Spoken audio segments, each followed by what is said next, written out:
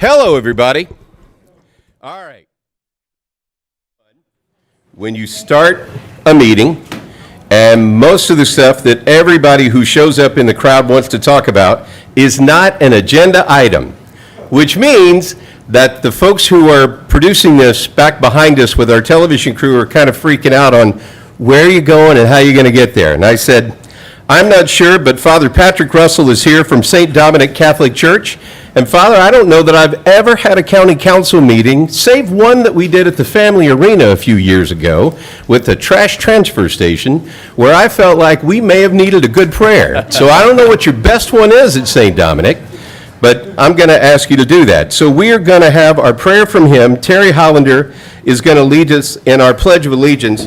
I would ask you all to stand, and I have one request before we do this. So I'm going to ask for a moment of silence for the 13 people that we lost this past week and our service members. And Father, I would ask you at an appropriate time if you would just follow up from there.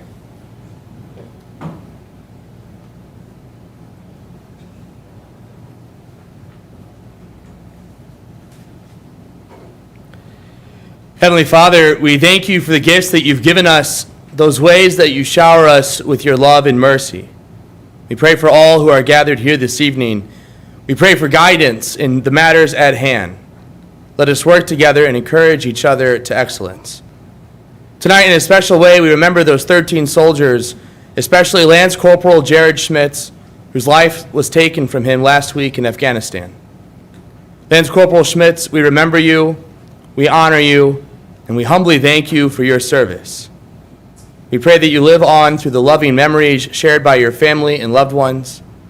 We pray that the strife, battles, and wounds of war may be calmed for eternity in God's loving grace.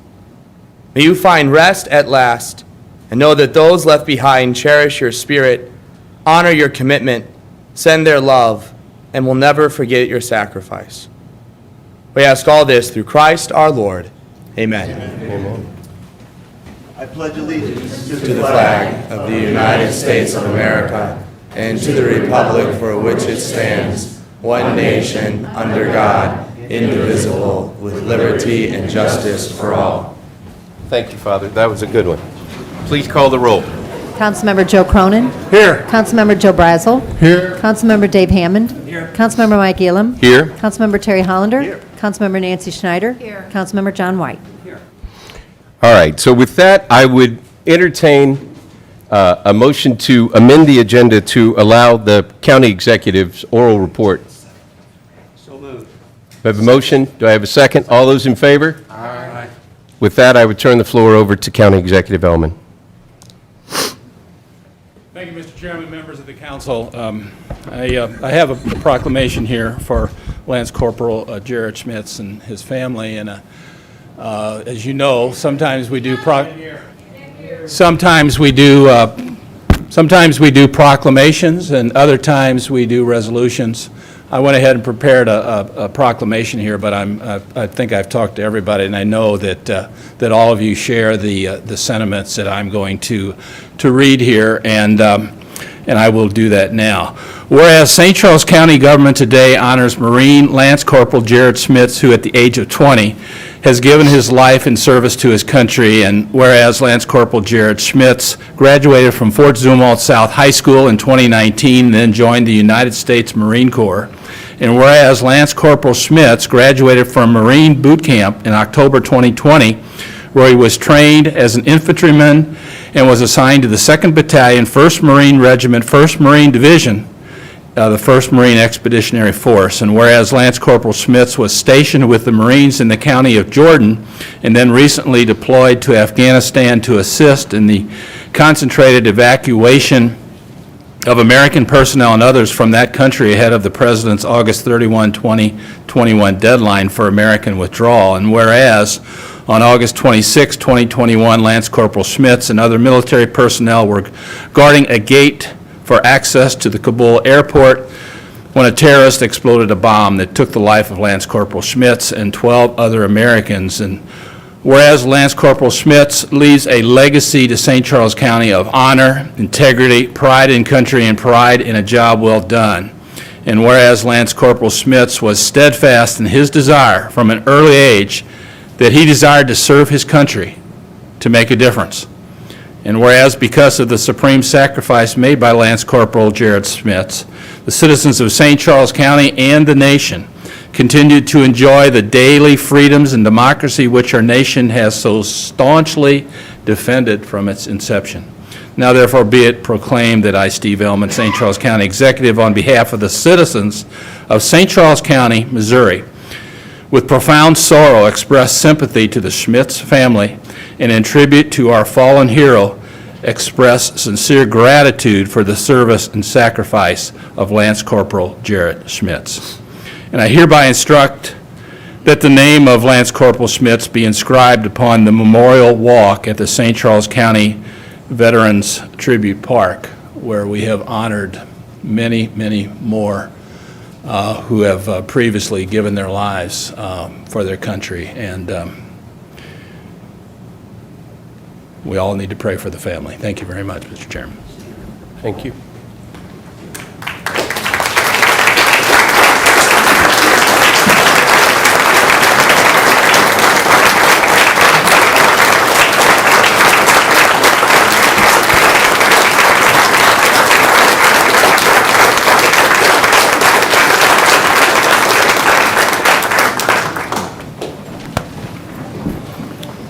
I realize it's tough to follow that up, but it's just fitting that we move that up first.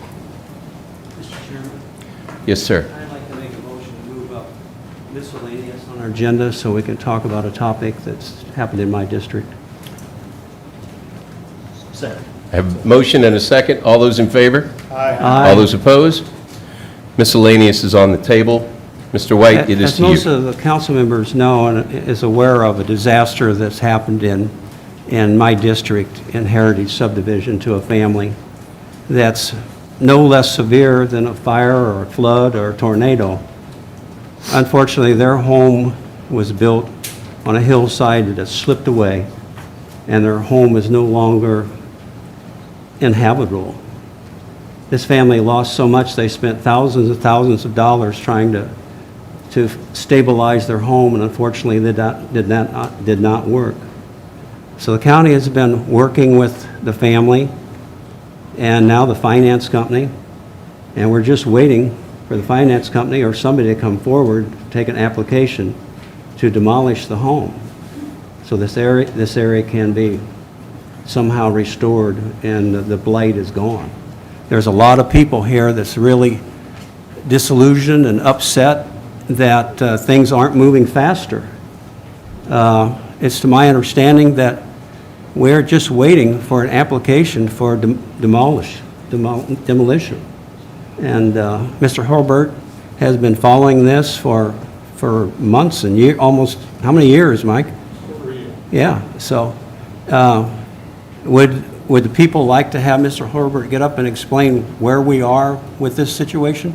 Mike, why don't you go ahead and just update all those folks who are here about where we sit right now? By all means. Good evening. So I'm Michael Hurlbert. I'm the Director of Community Development for St. Charles County. We oversee the Building and Code Enforcement Division, which has been integral to the process of trying to process the demolition of this home at number 4 Summit Station. First off, let me back up a little bit. So I had a conversation this morning with Mr. Jim Rutherford, representative of the Homeowners Association. We talked about the property at number 4 Summit Station, as well as a number of other concerns that they have with. Can you lean into that a little bit more? We got a lot of people I'm too here, tall, so. Yeah. As well as a number of other concerns that were labeled out regarding erosion and stormwater within the common ground areas of the subdivision that are potentially impacting additional properties. We've been hearing these concerns, complaints.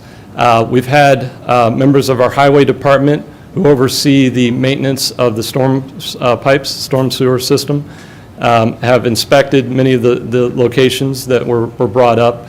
And what we've found and what we've consistently tried to tell people is that the county can maintain and take care of the public infrastructure where necessary, but if the issue is on private property, we do not have the ability nor the resources to fix those issues. And unfortunately, what that means is that especially within common ground areas, it falls to the HOAs to be able to find solutions to fix erosion problems or anything that might be impacting those properties. That's kind of where we're at right now. Specific to Summit Station. So I have email chains that go back well over a year, at least once a week, sometimes more, where Jared Agee, our Building Code Enforcement Division Director, has reached out to the owner and the mortgage company to ask for updates on where the status is. The situation is this. We work with the property owners when there is such a situation as an uninhabitable home before going to the extreme case of demolishing that house. We want to make sure that all remedies have been looked at and taken care of before that final step. The owner has asked for many extensions over the last year as they tried to work on potential solutions. They spent considerable money in terms of trying to shore up the house first. They also spent money on a geotechnical report. That report's findings did not find a specific reason for why the hill is sliding down. It did core sampling and things like that. But at the end of the day, there are 3 properties for sure that are impacted, as well as the county storm pipe that is located adjacent to this house. So 4 property owners are impacted. The county's one of them. 3 private residents are the others. In the process of trying to get the house demolished, we are now to the point where, after working with the homeowner, the mortgage company, and Fannie Mae to get the approvals necessary to do that. We've gotten all the utilities to sign off on vacating their uses there, and all we're waiting on, as Councilman White said, is an application for demolition from the owner. We've sent repeated emails in the last couple weeks asking for status updates and when we can get that application. As soon as we get that application, we can sign off on it. We're ready to go. So that's kind of where we're at in terms of the process itself. But at the end of the day, we cannot forcefully go in and demolish a house when we're working with the owners to try to solve put all remedies in place. We are not going to be able to do it ourselves. In fact, our own ordinances have a 90-day waiting period before we could even do that. But when we're working with the ownership and the mortgage companies involved, the process can take a lot longer because we're trying to make sure that we're giving them all remedies available. Mr. Cronin. I pulled up Elliot Davis's report real quick online and read it. I heard a little bit about this. It's not my district, but I want to know a little bit more about it. But the way I look at it, there's 2 problems. You got an ugly house that's falling down a hill, but you got a busted storm sewer too. The busted storm sewer should be on county right of way, and it's the county's responsibility to fix that storm sewer. So why are we not fixing that storm sewer? So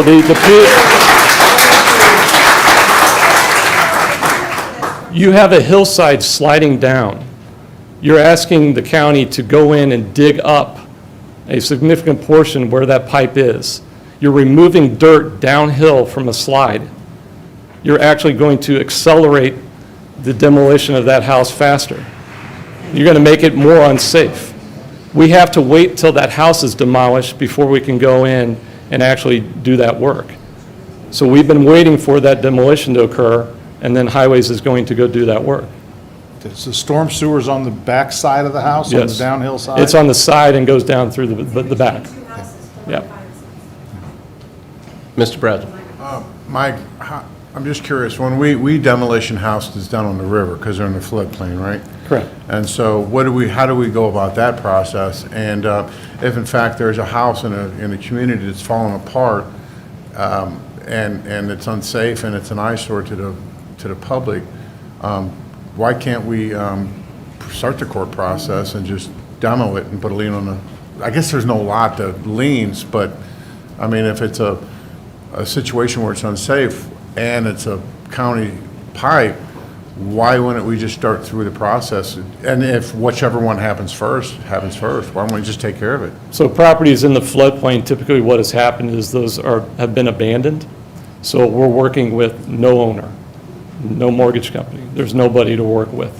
So we institute our 90-day waiting period to allow for anybody that could claim ownership or want to find a solution rather than us spending the money to demolish the house. We're providing that opportunity. In this case, we have a homeowner. We have a resident that is trying to find a solution to fix it. So we're working with them to do that. How long has this been going on for? It's over a year. It's, yeah. I don't know. There's got to be a solution. I mean, there's got to be. Well, the solution is, we're waiting for the finance company or the owner to come forward and ask for the application. And then we can move forward. We can't. Problem with that, we had that problem in Lake St. Louis and that one that Matt Reynolds kept contacting homeowners. That went on for years and years and years. Is there any way to do a temporary fix in that storm sewer? I mean, I don't know how big it is, but can you stick something up in the air just to get the water so it don't wash away no more? I'm gonna admit, I'm not an engineer, so I wouldn't be able to tell you the fixes that need to be done there. I don't know if that could be done temporarily. The problem is you're still gonna have to get equipment back there and do some digging, and until we know what's causing the subsidence, you could be adding to it. If it's a county sewer, government's responsible obligation is infrastructure. Correct. So we can't just let stuff go and slide down the hill and not be taken care of. So there has to be a solution, and it should be our obligation, if in fact it's a county sewer. So that's what we should do. And that's what we're working towards. Once the house is demolished, we'll be able to do that. Mr. Chairman? Yes, sir. We do have an engineer. You want Craig to come up? Because I had the same question while we were Let's waiting. request Mr. Kelsey to come forward. We're requesting for the engineer to Is come Craig forward. here?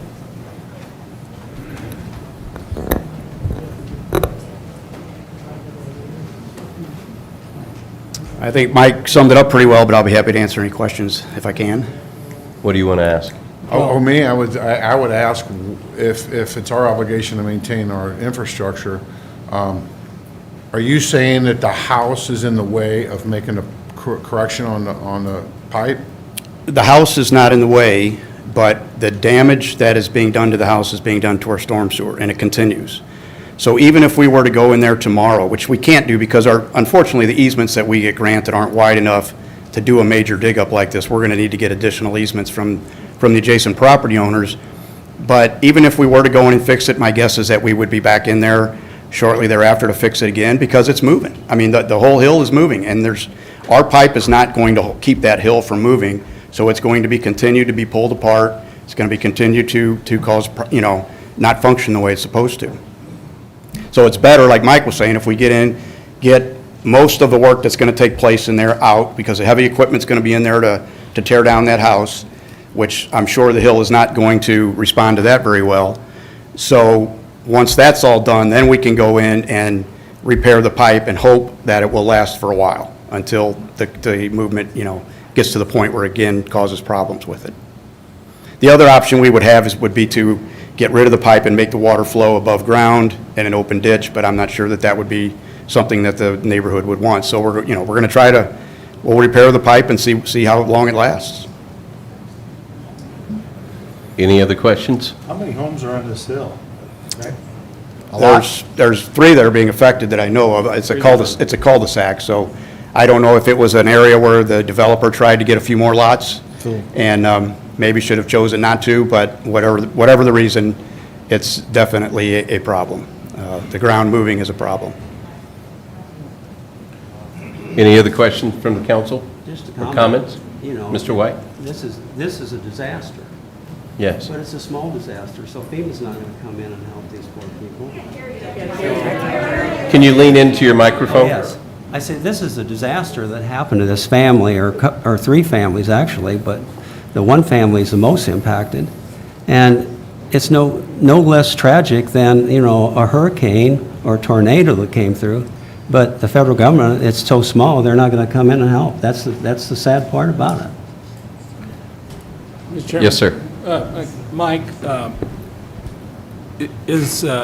from what I understand, that hill is very steep, and the house was built on the hill. Would that subdivision, I think, was built in 1974. Would we allow a house to be built on a hill like that today? It's a walkout basement, so with that, the opportunity, yeah, they would still be able to do it on that slope. So what guarantee do we have this won't be a problem for people in the future? Well, I would say the building techniques are a little better than in the 70s, when you were able to do shoring and So it's the boring to do that. techniques that would save the newer homes? Yeah. And the geotech report that the homeowner undertook, the boring showed a layer of shale down so many feet that may be a contributing factor. We don't know. But, that's something now that if a builder were to be able to bore that and see that, they would know how to build appropriately within those locations. And would we require them to do that before they started a subdivision today, or are we still relying upon them to disclose those sorts of problems? A geotech report is not required unless we know there's specific issues already in advance. So, Okay. no, it would be on the builder to do that. So that might be something we should look at to make sure this doesn't happen in the future.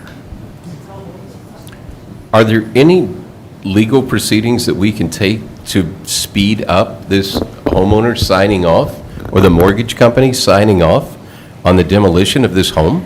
My answer to that would be, as of Friday, the mortgage company said they would be submitting an application that day. So this was last week, so we're expecting it any day. But we did send another email update, asked for an update today, and we didn't get the application. But it seems like it should be forthcoming any day now. All right. Any other questions or comments? All right, thank you both very much. So with that, I'm going to request another agenda change. And yes, but I'm not at public comments right now. We're supposed to do conditional use permits. So I need an agenda change to do public comment. So I'm going to request an agenda change for public comments. Mr. Chairman, I make a motion to move public comments up to the next topic. Second. I have a motion and a second. All those in favor? Aye. All those opposed? All right, so we're going to move into public comments. Here's the deal with public comments, because I know a lot of you have probably never come to a county council meeting, and I would love to have you all back, just not all at once again. That would be awesome. And I'm sorry about the noise in the back for you guys. You've got the coolest seats in the house, but you've got the noisiest seats in the house, because we were talking about capital plans earlier. Part of the thing is, we have to replace some HVAC systems in this building, so enjoy the cool air. I'm sorry you can't hear, but we'll do the best that we can. So when we do public comments, the way council rules read is we do 3 for, 3 against on any particular subject, right? So you have 3 people who speak for, 3 people who speak against. Generally, that's how it works. For those of you who are going to be speaking tonight, with maybe one exception, I'm going to go out on a limb and say you're all going to have the same point of view. So what we would ask is, if the person who spoke before you said the same thing that you're going to say, just go ditto, and we'll move on. We understand exactly where you're at. For those of you who are standing around the room holding signs, I wish I had a better answer for you. But as it sits right now, as you just heard, we honestly don't. And to be quite frank with you, that stinks. But I think we're going to try and all figure out some way to do that. So we will start with public comments, and we stick with a subject when it starts. Oh, one final note I just want to make. If you're going to run for public office, this is not the place to campaign. So you do it outside of this room. If you are going to do something like that, we don't talk about what office you're going to run for. This is about county business. Typically speaking, you have to be speaking on an agenda item, but I think for almost everyone in this room, whatever you're going to speak on is a non-agenda item, so it's generally at the council chair's discretion to allow that, and we're going to do it tonight, right? So you're all here, so we're going to talk about it. So Claire's going to call out the names, and then you'll come up and you'll speak. So we're going to lead off with? Jim Rutherford. Hey, Jim. Speak real loud, Jim. I can. My name's Jim Rutherford. I'm the first vice president of the Heritage Residents Association. Does this go? Yes, sir, it'll come on. And We'll get to you, promise. I spoke with Michael today, and it was a good conversation. And then tonight, some of the things Michael has said kind of got me a little emotional about the county's responsibility to take care of an issue in our subdivision is addressed, and then 90 days it's taken care of. I've got 10 work orders right here going back to 2020 for, I don't know if you can see them real good, for at least 8 other drainage issues in the subdivision, pipes that have fallen over, where the pipes come out, the Corps of Engineers calls them a perched pipe, where it erodes out, and then the county pipe that was there that was originally 18 feet, a 6-foot section of concrete falls off of it, blocks the creek, and it's remained there. The county's idea of fixing it in the past has been to come out and knock another 6 feet off and bring it back further to the actual drain. So that's what's happened in these houses now that are having problems sliding down the creek. And yes, in 1975, they built homes on hills, and they still do out here. And the thing is, whether they built it in 75 or 42, they're still trying to sell homes in St. Charles County without it depreciating in value. And right now, it's well throughout the real estate community that there is an issue in our subdivision with erosion, drainage, flooding, et cetera. And we can't get anyone. We've tried going from the bottom up. John, you were gracious enough to come out and speak to us and inspect it. And I disagree that the temp fix sounds like a great idea. That water from that drain is now running under the neighbor's home, and their foundation is cracking. And so you need an easement, run a tractor through the yard, fix the darn thing, and let's stop talking about the drain. Let's stop talking about these other 10 drains, and let's fix them. We're willing to help. If we've got to cut a path out to get a thing back there, we have means. Not a lot, but we're willing to put it in here to assist the county. If we need more rock, we'll pay for the rock. We'll work together and get this thing fixed and off the top of mind of everyone in St. Charles County. Instead, we go from the bottom up, we've tried from the top down, and we show up tonight. There's 400 people here that have signed a petition. I don't know if they all showed up tonight, but, that have signed a petition, and we don't know where else to go. We've come here for help. All right. And, is that my time? That's your time. I thank you. We appreciate it. Hey, Jim? It's all good, man. Tara So, Rath. The one other point that I forgot to mention is you have 3 minutes during public comment. So when you hear that little beeper goes off, that means that your time has expired. Although I feel like with all the grief that you've been through, we should probably give you a half hour, but,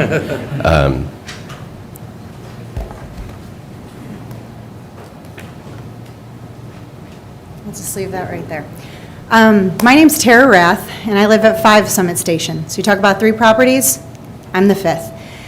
Yes, talk about emotions. So yeah, feeling those. I am a mother of 3 kids. Some of the neighbors here, my kids, play with them. They play in our yard. It's not safe.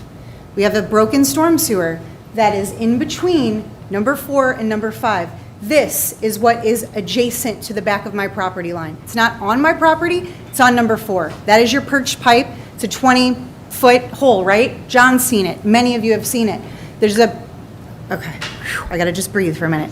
There is a sinkhole now that has opened up above. I'll just leave them both. Above your broken storm sewer. that I was told, can't do anything until the house is gone, okay? We've lived here 3 years, 3 years. A year and a half ago, I started dealing with this. I was here a year ago appealing to all of you, had Mr. White out, we've had Mr. Cristofanelli out. I am at risk of losing this home. Our property value is already where, you know? I mean, do you want to see the stack of photos I have here from the Corps of Engineer report? We are just one of the properties on here. This condemned house has been sitting here. I've been dealing with Mr. Agee. We had to get Mr. Elliott Davis involved. We're getting nowhere. If you guys could do anything, you have to help us. I mean, literally, if I lose my house, we're going to end up in my mother's basement. Trust me, nobody wants that, including my mother. The police have been called. They've been called because people are breaking into the house. They're stealing anything. Carpet. I'm pulling tax strips off of the driveway. Infrastructure dollars, whatever we can do. The budget, can we get on your budget? The Corps of Engineers report. There's six different places on here that are listed. When this neighborhood was built in the 70s, all of your drains are in there, your storm sewers. Where is the storm water going? All the development around us. What's happened to Heritage? All the water is coming in, it's not being dealt with. People are sending me videos on a regular basis of rivers in their yards.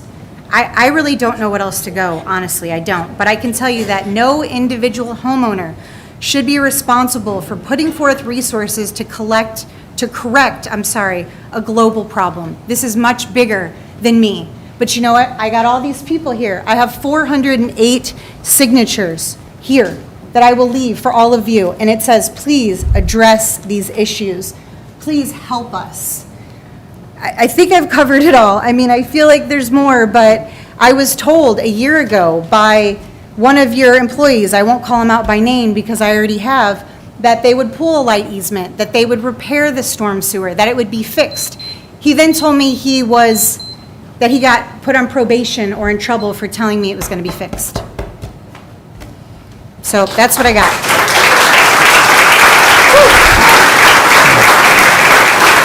Thank you.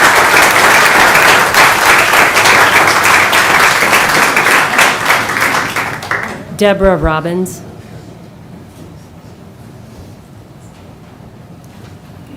Hi, my name is Debbie Robbins, and I just want to say, I live at 125 Valley Forge, and behind us there's a sewer, and there's also a creek. And the creek is full of debris and concrete and all kinds of stuff.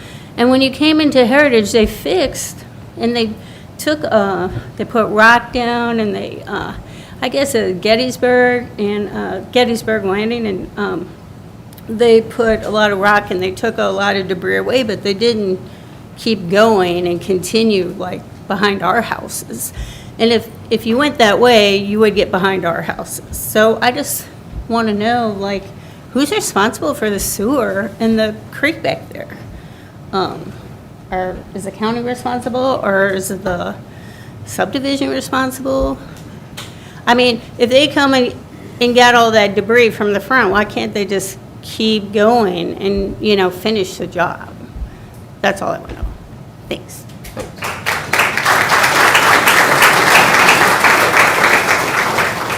Julie Engelhard.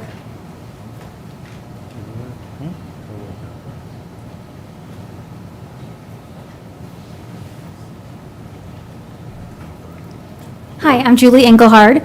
I live in Heritage on Natchez for the last 2 years, but for the 10 years prior to that, I lived at 3 Summit Station on the other side of the condemned house from Terra. In 2016, part of our basement, the floor dropped about 3 or 4 inches. We called in structural engineers and tried to call the highway department. We knew that there was ground sinking between the 2 houses. We ultimately spent $30,000 on piering and other repairs, fixing everything we could possibly fix around water. And when I saw the report, and I saw that the people who bought our house that we had spent so much money fixing and thinking that we were doing the right thing, and this continues to happen, I'm just wondering what kind of remedy there is for the people who are living in these homes. There's got to be some help for them so that they don't have to lose everything they've worked for. So that's it. Thank you.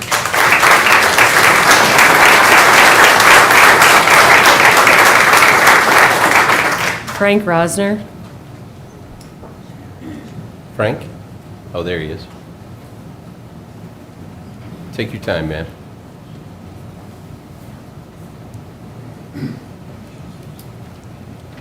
I'll get with you guys right away. I'm used to this. I've been here before. I want to say the problems that's happening. We have approximately over 2,000 homes and condos and everything in Heritage. I was a president and a treasurer for off and on for 14 years on the board. When you guys built this subdivision, you didn't hold to any kind of codes or anything, because they did anything and everything in this subdivision. And when in 2004, when the trails came in, I was a president at that time, and I was forcing the builders to keep the code better, because I live on Vicksburg, and it took 25 years to get rock around my pond. And so we made sure that the builders paid for that rock. All three of them paid $10,000 each, and the association kicked in 10. The Trails has got 5 retentions with 4 no water and 1 with water. We have 2. This size of this development should have had 15 retention ponds. And we're suffering. All of the people in Heritage is paying for all this now. And in Vicksburg, in 2000, somewhere around there, the pipe collapsed at our pond, and it took another year before we could get it on the books to get it fixed. They fixed it finally, but before they fixed it, the water used to come down the street and go down my driveway, 4 inches wide all the way across 8 feet. On the other side, it would jump the curb and go 20 feet down on the side of my house. Fortunately, the builder told me how to landscape the house, so the water rolled into the backyard into the creek. I had no damage in my house. Some of these people don't have that luxury, because I had more room to funnel that water away from me. I think the council or our county is 100% responsible for all this, because they didn't hold to the codes. So why should the people, the 2,000 people at Heritage, have to pay for something that the county didn't do their job? And furthermore, all that tax money's been going in there, and I don't see where it's been spent except maybe a little of the curbs and the blacktop. I don't have anything else except that when St. Peter's had a problem back on Heritage Manor, and they had problems back there, they condemned a couple homes and tore them down. It cost $1.5 million, guys. We can't pay that kind of money. Our county has to get in and help us. We need to work together to make these things happen. And believe me, I'm the one that helped stop the condos that were going into the Heritage portion. They wanted to build 1,000 condos there, and we didn't want that. We ended up with 229 homes. I appreciate it, Frank. Thanks very much. Thank you.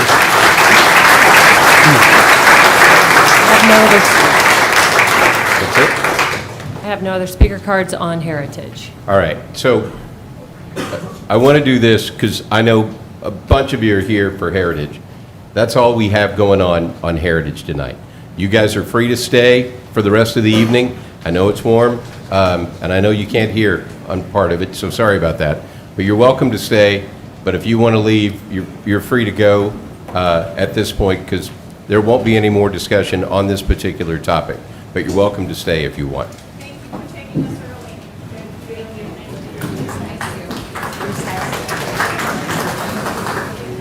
We'll pause for a little bit and let those of you who want to clear out, clear out.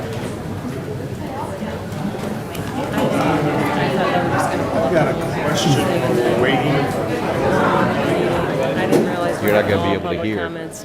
I kind of.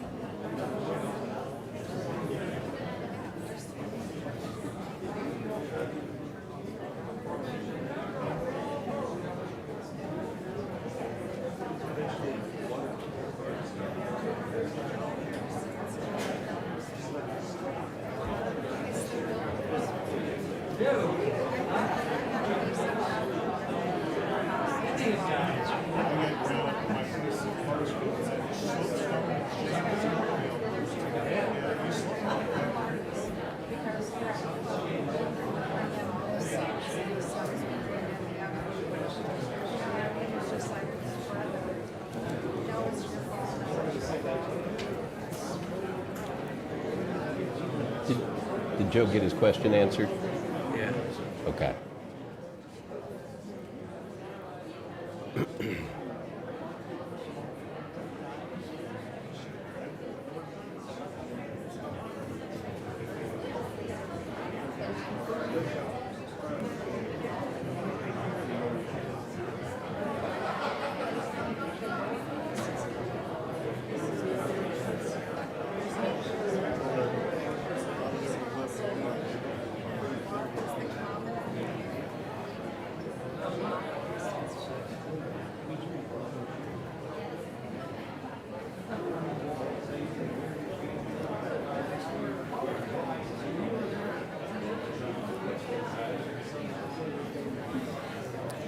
Are you staying?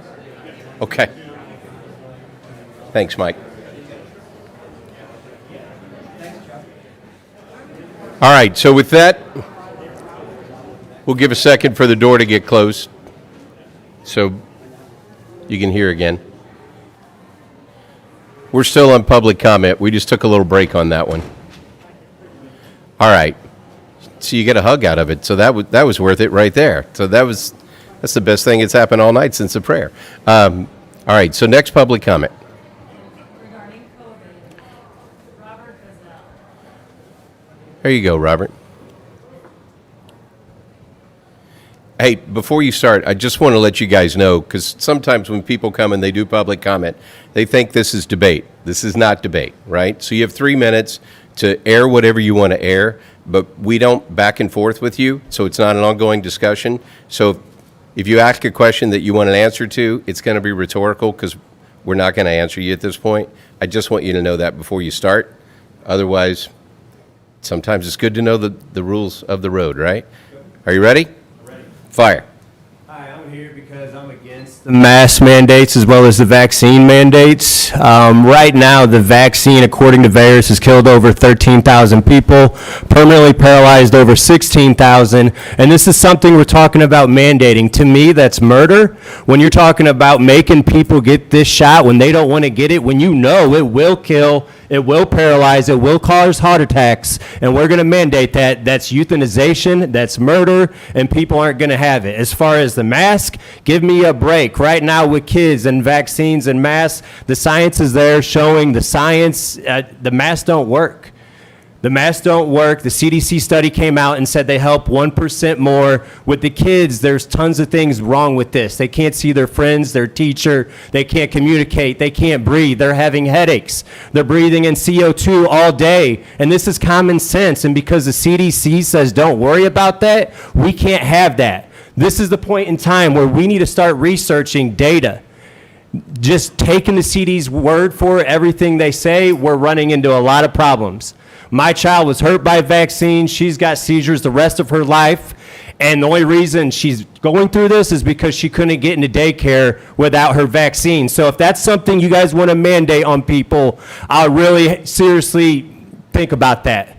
You know, because I know some of us are Christians in here, and one day we're going to have to answer to God why we're mandating something that's going to kill and paralyze people against my dead body. This is nonsense. It's what are we going to do about this? Just because the teachers union and the CDC has made this political. You know, this isn't okay by any means. When vaccine injured parents are censored on social media from talking, that's a problem. When you guys are censoring people that are hurt by vaccines while, obviously in DC, who's the biggest supporter of all of our politicians? It's the pharmaceutical industry, the lobbyists.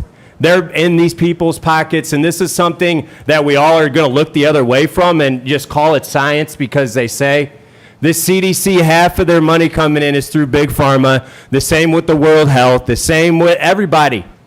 And we need to start having legit conversations. How do we make science legit? How do we do what's in the kid's best interest? I'll tell you right now, my kid coming home with headaches every day because she can't breathe, it's not helping her education. It's not helping her friendships. I just put my little one in kindergarten. And this is how she's starting her school year, masked up. There's literally cops at the door escorting these kids in, scaring them. This has to stop. That's all I have to say. Thank you.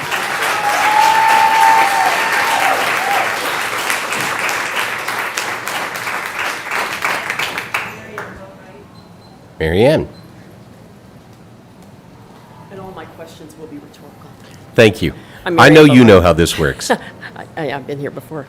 No scientific data supports masking anyone, much less children. Listen to Kristen Megan, industrial hygienist in occupational environmental toxicology, an expert witness, address a school board. It's been viewed 472,000 times. Forced masking has resulted in impetigo, staph infections, and bacterial pneumonia. Children and bus drivers are forced to wear masks in school buses with no air conditioning, with temperatures exceeding 105. I support police, but why are they enforcing school mask mandates in St. Charles County? I thought police took an oath to defend the Constitution and citizens' rights. A mask mandate is not a law.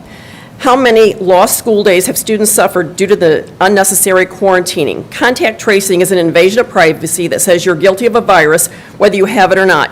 You're forced to serve time for a crime you didn't commit. What happened to being innocent until proven guilty? Provider's office told me to wear a surgical mask to get care. I said, you mean the blue mask with the formaldehyde and graphene oxide made in China that doesn't stop a virus? The person said, yes. I said, did you hear what I said? Person said, yes. I said, so you know what's going on? Person said, yes.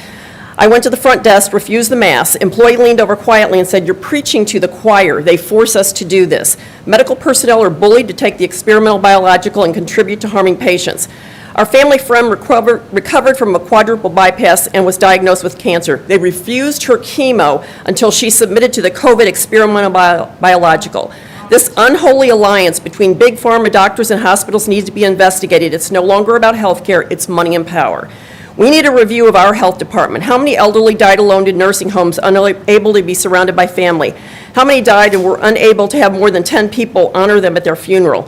Who did they give the contact tracing information to? How much damage was caused in children in lost education and psychologically when they provided cover for school boards, administrators, and nurses? How many people died in hospitals that were denied life-saving treatments? Who gave orders not to provide safe, effective, inexpensive drugs like hydroxychloroquine, ivermectin, vitamin D, and zinc?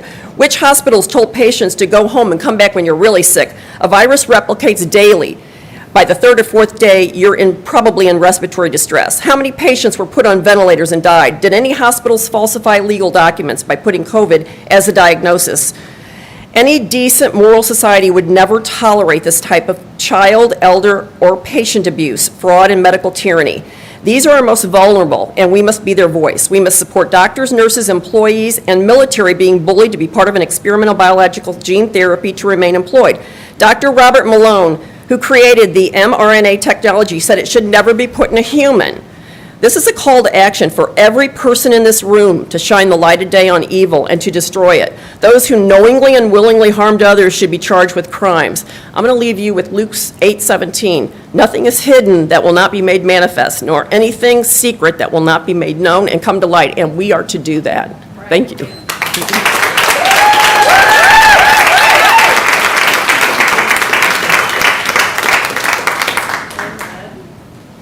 Brenda.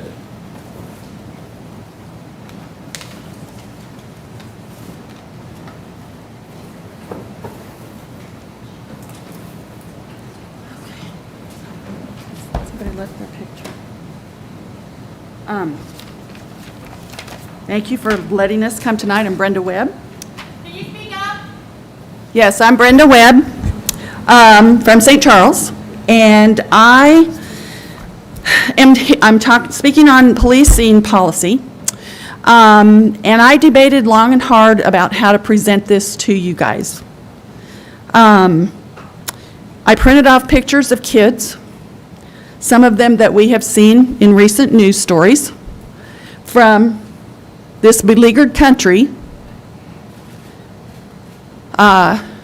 Heartbreaking stories, heartbreaking videos, heartbreaking, tragedies. So my topic is regarding policing in St. Charles County. And I'm talking about the reported incident of police showing up at a grade school, an elementary grade school, to enforce something to children.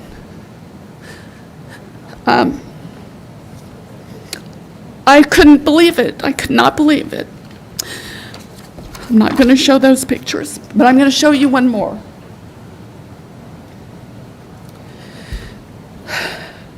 You'll notice that this cross is not broken. It represents all that is holy, and we worship and honor the creator behind this cross in this country. And I would just ask you to kind of picture the kinds of pictures that we all probably remember at our age, seeing, and even, before I was born, but I sure as heck remember it. And I want to ask you, do we want our children to grow up thinking it's okay to see police officers standing in their school enforcing something and submitting to that? I submit to you, we do not. We don't. And I would just ask County Executive Elman, please do an investigation of who was behind that, because I know you supervise the county police chief, because that's the way it was set up. And if this really truly happened, because I haven't seen the pictures, I looked and there's nothing on the internet that I could find, I would exhort you to demand and direct that this never, ever happens again in St. Charles County.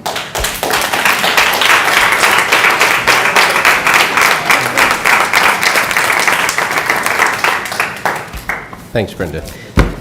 Next speaker.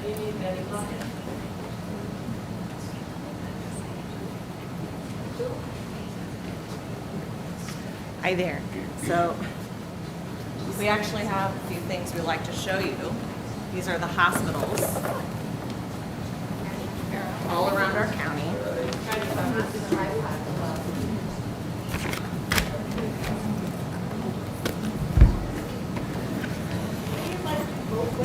I'm here to talk about the quarantining and contact tracing in our schools. I have some things I would like to show on the thing up here. I don't know how to do it. There we go. I wish I could zoom in a little bit more. But what this is showing is the numbers broken down by age. This I got today from the health department's website. And it's showing, I don't know if you can see it, but it's showing the deaths by age, and the first death we come to in our county is 30 to 39. There are no deaths in our county until you get to age 30 to 39. So I understand what we spoke about earlier, and I hope that we can get to the bottom of this, and I call on all of you. That's what we're here to do. We need your help. That's why we come here. You are the people that we vote for to represent us in our county, and so we're coming to you for help with the state. If that's what we need to do, then we would like you guys to help us into getting, I appreciate what you put up there, and I appreciated your interview with Elliot Davis about not having mask mandates and why we don't, because we look at the hospitalizations, which if you can look down here, right now, as of today, 72 people are hospitalized because of COVID in this county. Right up here, it shows the number of cases over 20 months is 42,000. There are over 400,000 people in this county. That is 10%. 10%, and we are quarantining children by the hundreds. Last year, by the thousands. They are missing how many hours? It was like 84,000 hours of education last year. Oh, that was just Wentzville. Let her speak. Let her speak. Anyways, I want to say one thing. It also comes down to our freedoms. We would like you to fight for our freedoms. If it's against the state, if it's against the federal government, we implore you to help fight for the people of this county. Here is a quote that I wanted to read tonight. The best way to take control over people and control them utterly is to take a little of their freedom at a time, to erode rights by 1,000 tiny and almost imperceivable reductions in the way the people will not see those rights and freedoms being removed until past the point at which these changes cannot be reversed. Adolf Hitler. We are seeing that today in this country. Our rights are slowly being reduced and reducted every single day. And we ask you to start standing up, that do not just ride the wave. It's not time to ride the wave. It's time to stand up and fight.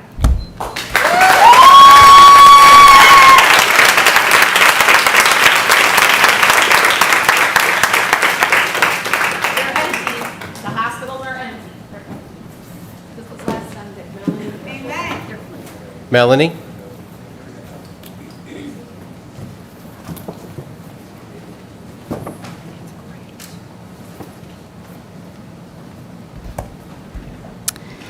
Thank you, council members, for your service representing the taxpayers and parents in the community, and most importantly, the children in St. Charles County. My name is Melanie Bishop. I was born and raised in St. Charles County. I taught in the Fort Zumwalt School District, was the Fort Zumwalt Teacher of the Year, and now I am in higher education. My husband and I have two sons who attended public and private schools in this county. In May, you all signed a resolution. You wanted the St. Charles County Executive to get out of the work of telling school districts what to do. And thank you, Mr. Ailman, for showing us. I'm still trying to process what I read, and many of us will need to be doing some homework to understand to whom we should be working with and or fighting against. But here's my ask. When you give a recommendation, whether it's just a repeated recommendation from DESE, from DHSS, that comes from the CDC, and you know this, when this office gives our school districts and those school boards a recommendation, they take it as gold. They take it and they do what it says. Now, you might argue, but it is ultimately the right of the school board. So then why do we waste your time and come here and talk to you all? We want to get our message heard, and if you can help us fight, we're here to ask for your help. Last year, school districts leaned on the CDC and county recommendations because it was early. We didn't know as much then as we do now about how the virus impacts the young and old, and how schools could continue meeting the needs of kids. But now we do. We have a lot of data. Yes, the power rests with the individual school boards, but frankly, some boards and administrators lack the courage to go against governmental recommendations. If any of them are listening to me tonight, Have courage and do what you know is best for the children in your district. Thank you to Wentzville and Fort Zumwalt board members for courageously doing what is in the best interest of your students regarding masks. The county executive is not an expert in what is in the best interest of children. School board and administrators should not feel obligated to follow DESE, DHSS, or county recommendations. As public health officials, it is not your job to know what's in the best interest of students. It is, however, the school administrators and teachers' job to know what's in the best interest of students. Parents, teachers, and administrators understand child development. With all due respect, we know more about the academic, emotional, and mental well-being of our children and students than you do. Mr. Ellman, when you do give these health recommendations to schools, please, if you give more recommendations, please give parents and schools options. Many people I know in the county are adamantly against requiring children and young people to wear masks. There's a lack of evidence and data to support requiring children to wear masks. However, if a parent wants to send his or, am I out of time? Yes, ma'am. Man, that 3 minutes goes by fast. Thank you for your time. But you got a lot in 3 minutes, so.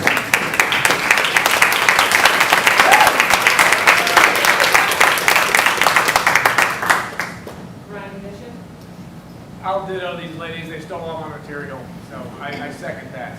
Brian, you're a smart man. That's tough to beat. So, I get it.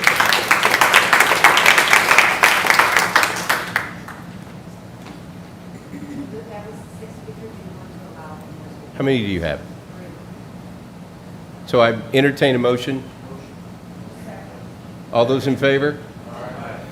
That really wasn't a motion, was it? So I entertained a motion to allow the final 3 speakers to speak, and the motion was approved. So just for the record, we're clear.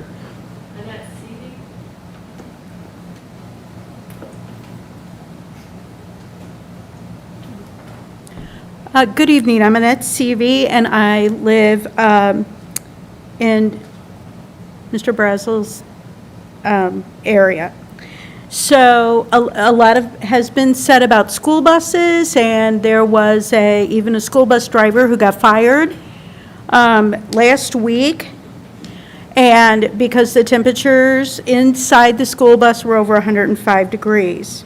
So a lot of what we hear is that because school buses are public transportation, and public transportation requires masks, and there's nothing we can do about it.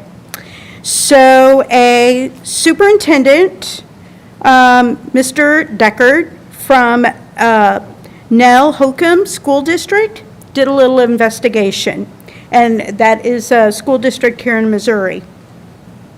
The first thing that he looked up was the executive order, and the U.S. Transportation Code Section 5302 of Title 49. In Section 14 states that school bus service is not included in public transportation. That's the first thing.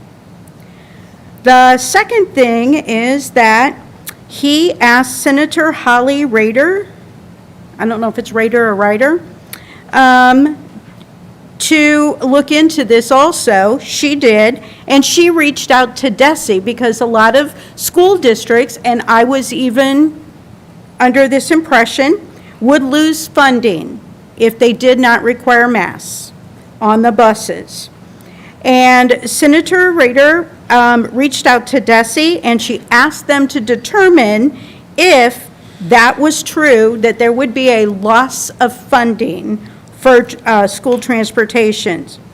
DESE's response was that there is no direct federal funding for transporting students, and there is no mechanism for the federal government to withhold federal funding based on a district's decisions to make masks optional on school buses. So I just wanted to share that information with you. I was under the wrong impression, as I'm sure a lot of people are, because we hear that over and over on the media and through school boards, and it's just not true. Thank you. Thank you.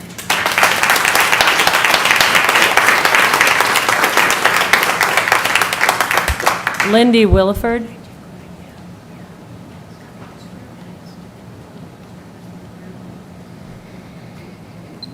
Good evening, council members. My name is Lindy Williford. I live in Lake St. Louis, and I've been a resident of this county for almost half my life.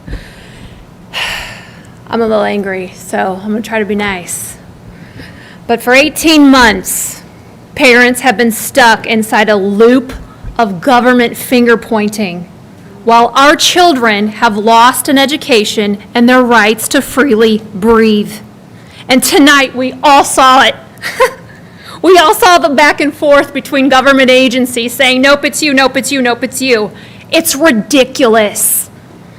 And while everyone is grabbing the power and passing the blame, our children are paying the price. I want to tell you a little bit about the harm your quarantines are doing to our kids. I have 3 children and they attend the Wentzville School District. Please remember there are 4 other districts in this county as well. Last school year, 8,432 full quarantines were given to students in the Wentzville School District from your health department. 8,432. This data comes straight from my school district. These quarantines resulted in 84,320 lost days from school. 84,000. I want all of you to think about that number for a minute. Are you okay with children in your community missing 84,000 days from school? And again, that is just one school district of 5 in this county, so that number is very much higher. Your health department's updated quarantine guidelines for the school year are nothing more than a backhanded vaccine and mask mandate. I'll remind you that our children's freedoms and rights to an education are not something we will barter for with your health department. Our children's freedoms and rights to breathe freely while getting an education, those freedoms don't come from your health department either. These medical extortion techniques, and that's what these guidelines are, do this or else we'll do this to you. That's the definition of tyranny. In what other area of this community are these techniques used? Do you ask restaurants for seating charts? What about sporting events, concerts? What about this room with all these people tonight? Are you going to measure how close we sit to each other? Will you be staffing police at the entrance of any one of our businesses in this county to make sure they're wearing masks like you did at Daniel Boone Elementary School? You don't do this anywhere else in this county, Mr. Ellman. This tyranny is reserved just for our kids, and it is ridiculous. And where is the data that these quarantines are even necessary or useful? I, along with several other people, have been asking your health department for the data on the quarantined children that have gone on to test positive from their alleged contact. Why isn't that data being provided to those of us asking or the public? Is it because it shows these quarantines are absolutely useless? The state of emergency in Missouri has ended. The burden of proof that we continue down this path of unnecessary and harmful quarantines lies with you. Thank you.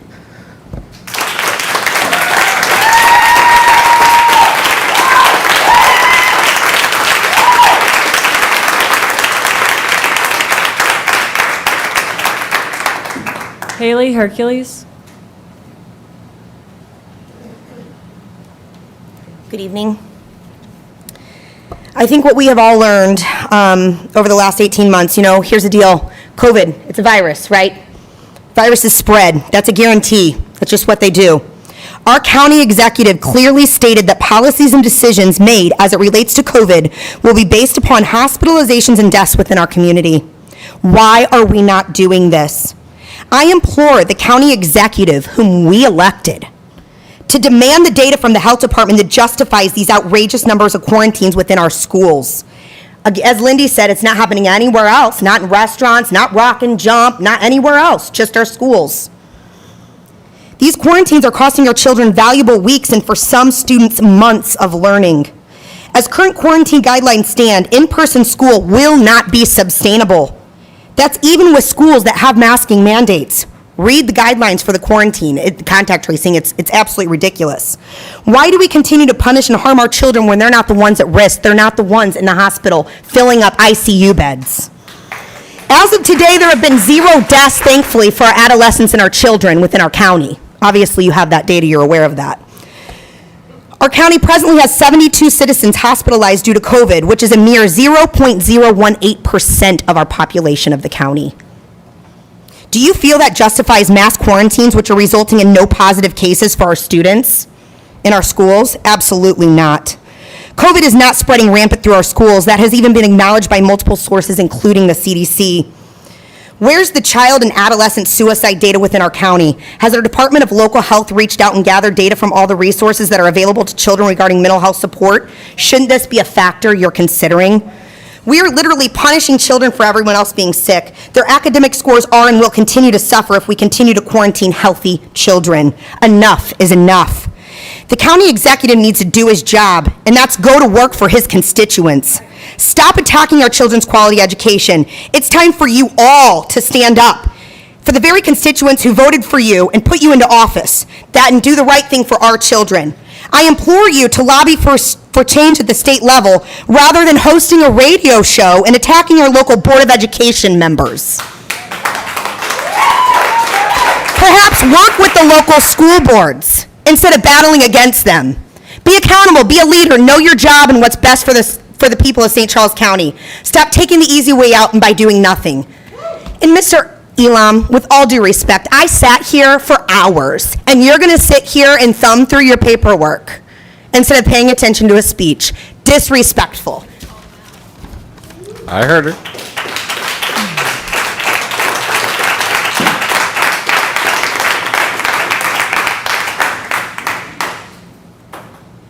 That's the final speaker on COVID.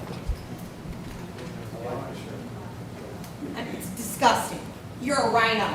That's exactly what you are, a rhino. Get it together.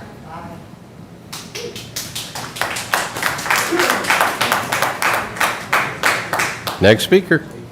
And that's the final speaker on COVID. Now we're on to historic house preservation, Roman Budmeyer.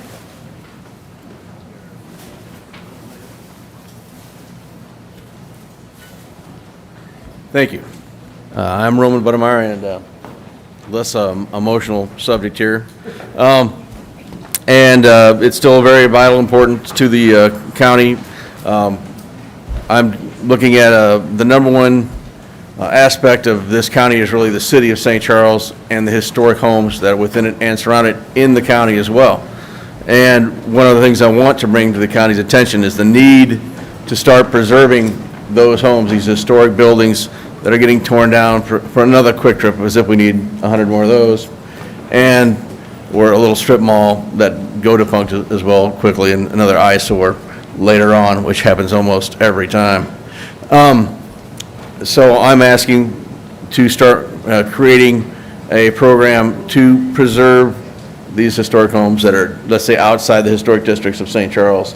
Therefore, they have a regulation that first they should be identified and then preserved. So when that last member of the family dies and the kids just want to sell off the property, at least the home can be salvaged. Even if it has to be moved, something has to be done in order to preserve those incredible properties, which is what brings people to this place. The only reason why this city is doing better in county than the other ones around it is because of this uniqueness of its grand historic nature, only outdone by St. Charles, Charleston, South Carolina, is what I'm trying to come up with. So that's what I'm suggesting, is to stop letting them get torn down by neglect, which you see out on Highway B up in north of Bridgetown. You got a building that's going to get torn down so they can build a quick trip, and there's no need for it. They shouldn't have been allowed to be falling down. We have other houses that tell you better cut down your, grass, put on a new roof. They want you, they can ordinances to death everywhere around here, but somehow some of these historic homes, suddenly they're just like, it's okay, just let it fall apart. Don't worry about it, even though it could have been amazingly kept and purchased by the city or counties to make, even if it's just to help make a cheaper living, some type thing for some people, and, they make it into, split it into a duplex for moving people, let's say these Afghanis in to start transitioning them. You could do that, something like that. There's all sorts of ways you can make this work. I'm just asking to get something going. Thank you. Laura Budemeyer.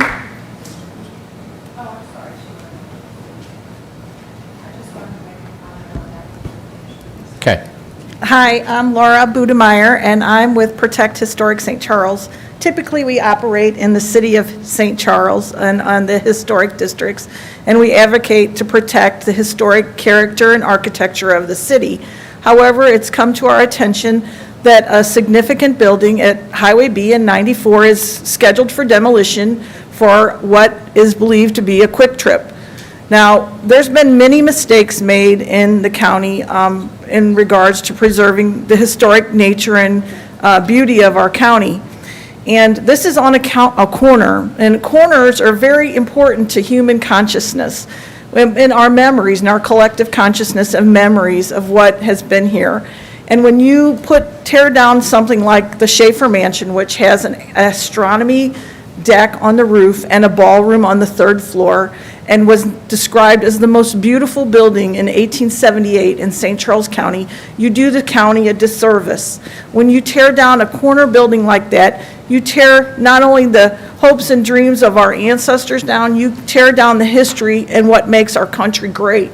We have all of these problems right now, and many of the problems we are facing is because the kids and the people in our country do not understand what was built here and why it was built on capitalism and people working for themselves and doing the best that they could and putting their best foot forward and designing and creating beautiful art and beautiful architecture. And when you tear down those buildings, you tear down the American dream. And I submit to you, by putting a Quick Trip down there, you are going to be committing one of the grave errors of St. Charles County business. You know, in Charleston, South Carolina, in 1869, the site of the Democratic Convention was torn down, and it's regarded as one of the great errors of Charleston, South Carolina government, because at that time, it was determined that it was important to put in a drive-in motel. And I submit to you that putting in a Quick Trip is as grievous an error as putting in a drive-in motel in Charleston, South Carolina, in the historic district. And while you may not agree with me, I believe that there's a significant opportunity here for the county to create a place for people to go, and there's going to be a park right behind there, to seize this opportunity and buy this property and perhaps create a park for sculptures. We have many sculptures that are in danger in our country right now because of the liberal left and the communist takeover. And I submit to you that we need a place for those statues in our past. Art is not something that we put out and we believe that art today will reflect the values of the next generation, but it's something that preserves our collective consciousness. And if we don't preserve that art, they're going to wipe out our culture. And that's what happened in Nazi Germany when they took all the art away. They took the Jewish art away because they wanted to destroy the collective memory of the Jews. And that is what the communists are doing here today. So I am asking you to preserve the Schaefer Mansion, and I'm asking you to pass a historic preservation ordinance for the county immediately. Thank you. Nancy.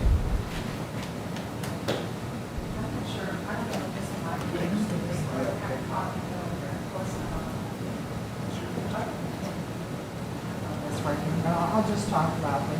So, this situation was brought to my attention a couple of weeks ago, and I did have a conversation with Mr. Brudemeyer about it. I went out there and looked at it, and I think a lot of you probably know the mansion that we're talking about right there on the corner, as they said, of Highway B and Highway 94, and all around it right now, thank you, all around it right now is pretty much agricultural. And so I did have some meetings with county and city people about what, if anything, could be done. And unfortunately, this is private property that's for sale, and I understand that the owners, which are trusts, are asking $2 million for this piece of property, which is pretty much beyond the range of someone outbidding the Quick Trip people. It is true that the city has bought about, City of St. Charles has bought about almost 100 acres right behind that, and they do tend to put up a park there, and then I would assume have it annexed into the City of St. Charles. There's also some property nearby, about another 100 acres, which I understand is owned by the Orchard Farm School District, and it's my understanding that they're looking at building a high school there. I think this is a beautiful house, but it's been neglected for decade after decade. And I don't know what, if anything, could be done to save it, because if the sale goes through, it's probably going to go. Starting a historic preservation district is something that I have talked about and I intend to follow through. Unfortunately, I don't think anything can be done in time to save this gem. So I'm very sad about it, but I do think this calls upon all of us to start or restart a conversation about the things that we can do to preserve these historic treasures in our county. So I thank you for coming forward on that, and I intend to follow through and to try to see what we can do to prevent these kinds of things from continuing to happen. So, thank you. Isn't this development in the city of St. Charles? It's a quick trip, it's got a public water and It's sewer. not in the city of St. Charles. Will have to be, though, to get public water and sewer, won't it? Yes. So the decision to tear down that mansion won't be falling on county government, it's going to be falling on the city of St. Charles. Is that correct? Well, right now it's in the county. I found out that it's zoned I-2, which unfortunately, a lot of land down there in my district that's in the floodplain still has an heavy industrial zoning. So I think that's another problem too, because, I can just see we're losing a lot of property that's beautiful. Of course, it's owned by someone privately, and they can sell it to whoever. Once they sell it, then I guess they're going to have to go through whatever issues in terms of getting the house torn down and getting the... It looks to me like they're going to use the lax county laws to tear that house down, and then they're going to annex it into St. Charles to get Yeah. water and sewer to do a QT. I don't like that. okay? Yeah, I don't like it And I'd either. be curious to see if St. Charles, what they would say about tearing down that house. If that was in the city of St. Charles, Well- would they allow that? Because they have a lot of interest in historic preservation, okay? Let's just say that the discussions that I had last week included officials from the city of St. Charles as well Okay. as the county. All right. And believe me, everyone wanted to find some way to preserve this. Everyone is unhappy about it, but it's a very complicated issue. I think I personally spent several hours on this last week, and in the meeting with city and county people, it was well over an hour. And I mean, I'm not saying all is lost, but I'm just saying it's going to be difficult to prevent that structure from being torn It'd down. be nice if they could move that to the city parkland right behind it, okay? And that would be a great idea, because that's a least alternative. It's not perfect. You want to preserve history where it is and its context, but losing it entirely is worse than moving it. And one of the things the county can insist on is that you move the building to the county park, or we're not going to let you put your development in.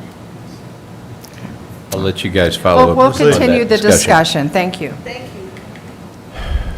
I have a request from an audience member asking for an exception to let her speak in support of the COVID mask mandates, since we made an exception for somebody to speak against it, but there was no speaker card filled out.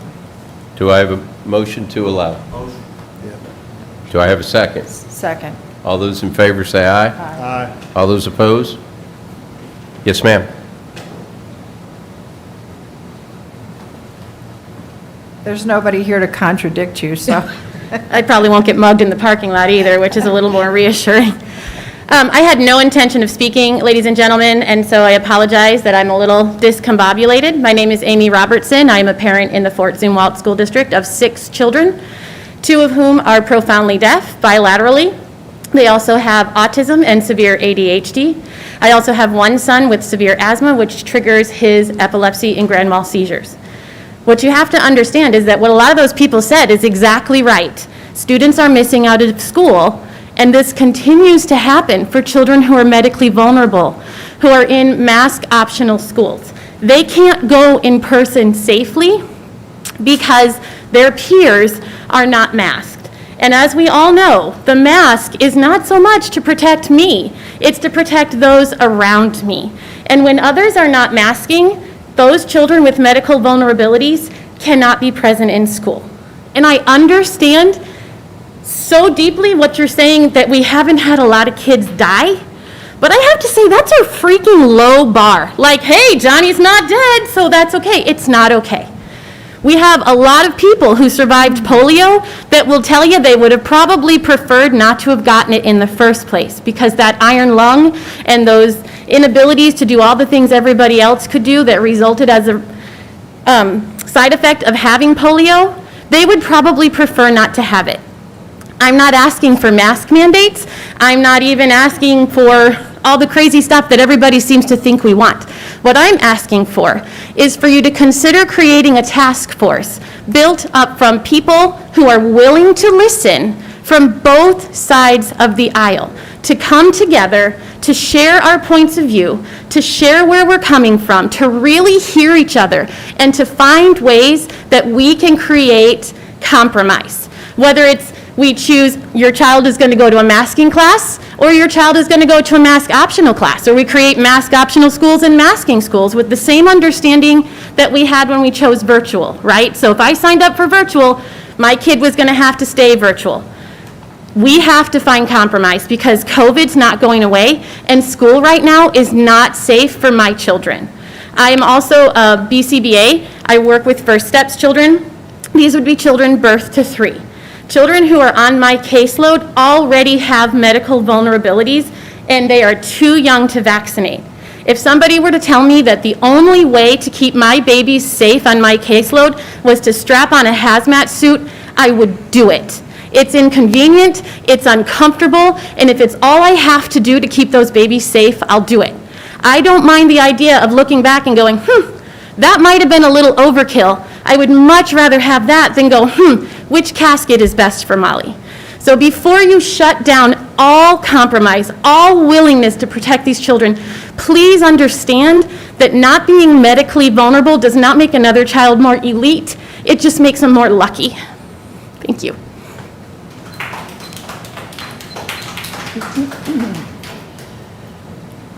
On bill number 4989, Scott Bueller.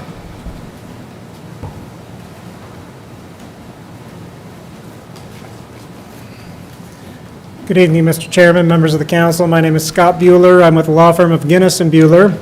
I'm here pinch hitting for my partner, Rob Guinness, who spoke to you on August 9th about Bill 4989. On that day, Rob expressed our client's concern and opposition to Bill 4989, and that opposition still exists. Our client, as you may recall, is Silvers Road LLC. It's owned by Mr. August A. Bush III. In addition to Mr. Bush, there are several members not the members, but several neighbors from that community that have expressed written opposition to Bill 4989. Although the county staff recommended approval for this rezoning bill, the staff didn't go into particular detail about the project itself. And the reason is there is no project. There's no plan for this property. This is a rezoning request without telling you what they want to do with this property. And that's the primary reason why the residents are opposed to the plan. First of all, this property sits along Salt River Road, which is directly across from the business park there in St. Peters. This project, there's no industrial development on that side of Salt River Road at this time. The concerns for the neighbors are the flooding that exists along that area. It's in the floodplain or near the floodplain. And also having access to their properties if this development goes forward in the future. So in terms of what we're asking for is we'd ask that you vote against this bill this evening. There's been no plan presented by the owner. If it does come up in the future, we can evaluate it, but just approving an I-1 industrial zoning at this time is not the best course of action from our client's perspective. We'd ask that you vote against it. I'll here for any questions that you may have. Isn't it true, Scott, that planning and zoning voted unanimously to deny this? Yes, it is. So that would Okay. require a Yes. stronger threshold Yeah. by the board to a Because supermajority. you mentioned staff was in favor, but then planning and zoning voted no. I think he meant the other way, obviously. Okay. Yeah. No, she is correct. The planning Oh, and zoning sorry. voted No. 0 in favor, 8 against. Right. So it was unanimously against. Yeah. However, you could still pass it by a supermajority here at the council level. Thank you, Councilman, for pointing that out. Right. Councilwoman, excuse me. It's all good. Thank you. Thank you. Arnie Dinoff. Is this our last speaker, or do we have another one? It's the final speaker. Final public comment. speaker.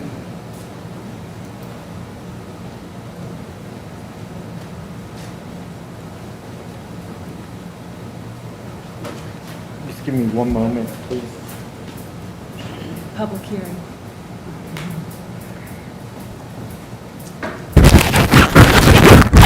On the public hearing? Yes. Okay. Would have been a shame.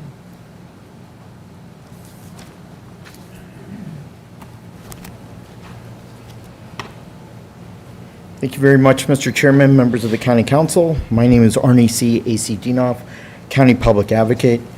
And the first thing that I'd like to bring the attention of the County Council and the County Executive is I'm really shocked that our county staff is not paying more attention to our general public, because you knew that these issues were coming to your forefront way before this meeting was even advertised last week. In 1972, the state legislature adopted a state law and our state constitution under Chapter 610.020, which is an obligation of you to follow the Missouri Open Meetings Act and Sunshine Law. That allows for a meeting facility where we had overflowing people, standing room only, no safe space, lack of accessibility. People were standing out in the hallway and not having access to this meeting, and people were stuck outside, kind of shoved out of a public meeting, which I take personal offense to. Let me quote from Chapter 610.020. Each meeting shall be held at a place reasonably convenient to the public and of sufficient size to accommodate the anticipated attendance by members of the public. Meeting location suitable to comfortably accommodate the citizens' attendance. I take this very seriously, and I think that you should too. I don't know if the fire marshal code was violated in terms of the attendance of this room, but you should be ashamed that people didn't have a seat and that people were closed out of our democracy and our republic out in the hallway and outside of this building. No one should be blocked by police officers or access to this meeting room, and if this happens again, I will personally file a complaint or a petition in county circuit court. What is with our administration? What is with their sneaky ways? Why is the county executive and his administration taking away your fiscal responsibility? Just look at some of the things on your consent agenda. A tower structural analysis and telecom shelter to a foreign country for $560,000? Ridiculous, when we just spent millions upon millions of dollars for 12 towers. The police department water heater replacement for Corrigan, $75,000 when it cost me $1,000 to replace a residential water heater. What is wrong with our county administration? And finally, HVAC replacement design services, $175,000. Are we looking for diamonds and gold? Why not replace what we already have in the compressors that we already own? And finally, I'd like to talk about, I want you to deny Bills 4988, which is North Prairie Road in the city of Wentzville, where the city of Wentzville opposed this project of the storage lot, and also deny and reject Bill number 4989, Dinoff. which Your is Silver time has Roads, which expired. makes no sense That whatsoever. wraps up public comments for this You don't need to be evening. rude because you gave other people more time, and I asked for 10 more seconds like you gave the same courtesy to other people. So You your are time rude and has expired. disrespectful. You were asked You to are remove rude your and seat. So disrespectful. we will move on from there and move on to conditional use permits for the evening. Bill number 4985, an ordinance granting conditional use permit CUP 21-08 for an outdoor storage yard for automobiles, boats, trucks, trailers, and recreational vehicles to Howard Chilcott Trust, property owner, and KJ Storage LLC applicant. This, the applicant's not here. He's in conversation with the city of Wentzville and the neighbors on this. I'd like to give him a little more time, please. So I have a motion to table. Do I have a second? Second. All those in favor? Aye. All those opposed? It has been tabled. Thank you, Mr. Cronin. On to Bill number 4986. Bill number 4986, an ordinance granting conditional use permit CUP 21-11 for a ready-mix concrete operation and batch plant to Birdie Incorporated property owners and Josephville Road LLC applicant. Any questions or comments about this bill? This one and the next one are related. There's no controversy I'm aware of. Mr. Holbert's staff is working with the Winsville Fire Department to resolve some little mop-up issues, but I think we're good to go, and I do support this. It's in my district. Perfect place for a concrete plant and a power equipment, or storage, or equipment storage facility. There you go. So with that, please call the roll. An ordinance granting conditional use permit CUP 21-11 for a ready-mix concrete operation and batch plant to Birdie Incorporated property owners and Josephville Road LLC applicant. Councilmember Cronin? Yes. Councilmember Brazel? Yes. Councilmember Hammond? Yes. Councilmember Elam? Yes. Councilmember Hollander? Yes. Councilmember Schneider? Yes. Councilmember White? Yes. Bill number 4986 passes on to bill number 4987. Bill number 4987, an ordinance granting conditional use permits 21-12 for a storage lot for automobiles, boats, trucks, and recreational vehicles to Birdie Incorporated property owners and Wilkie Properties LLC applicant. So I failed to mention at the last one, the public record is closed on these. I shouldn't have asked for discussion, so that was on me. So please call the roll. An ordinance granting conditional use permits CUP 21-12 for a storage lot for automobiles, boats, trucks, and recreational vehicles to Birdie Incorporated property owners and Wilkie Properties LLC applicant. Councilmember Brazel? Yes. Councilmember Hammond? Yes. Councilmember Elam? Yes. Councilmember Hollander? Yes. Councilmember Schneider? Yes. Councilmember White? Yes. Councilmember Cronin? Yes. Bill number 4987 passes, which brings us to the public hearing and the vacation of Newstead Road. Sean Briner, do they need? Go right Okay, ahead. Sean Briner. So I guess at that point, we would say, do we have anyone who wants to testify at this public hearing? Sean, welcome. Thank you. You've been very patient. No worries at all. Thanks for what you do. Thank Can you, you Chairman. raise that up so I it's... sure can. There you go.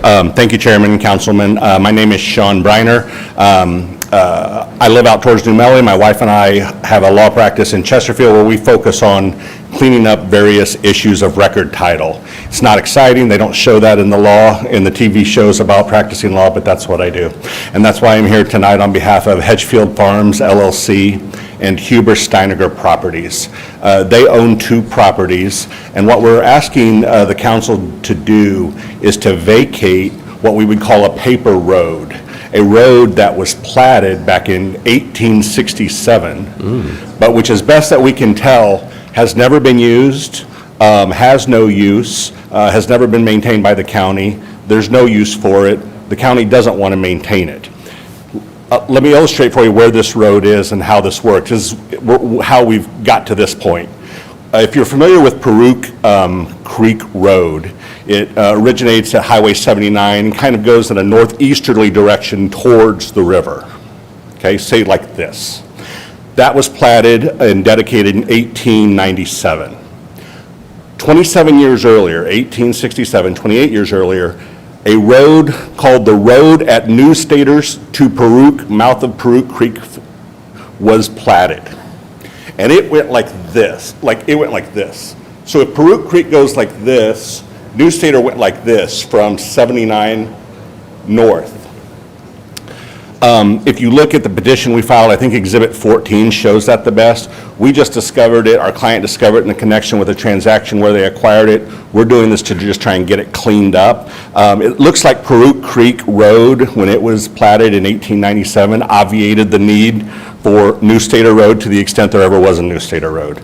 My understanding is that the county is in favor of it because there is no maintenance of it, no desire to maintain it. Thank you very much, whoever's doing that. So. You can grab that mic if you want to show it. There you go. Okay. Although Ashley's probably going to be mad at me because I just had you do that. Sorry. I'm loud enough, I think. So, see where this says County Road right here, this yellow line? Yes. That's what was platted in 1867 and what we're calling New Stater Road.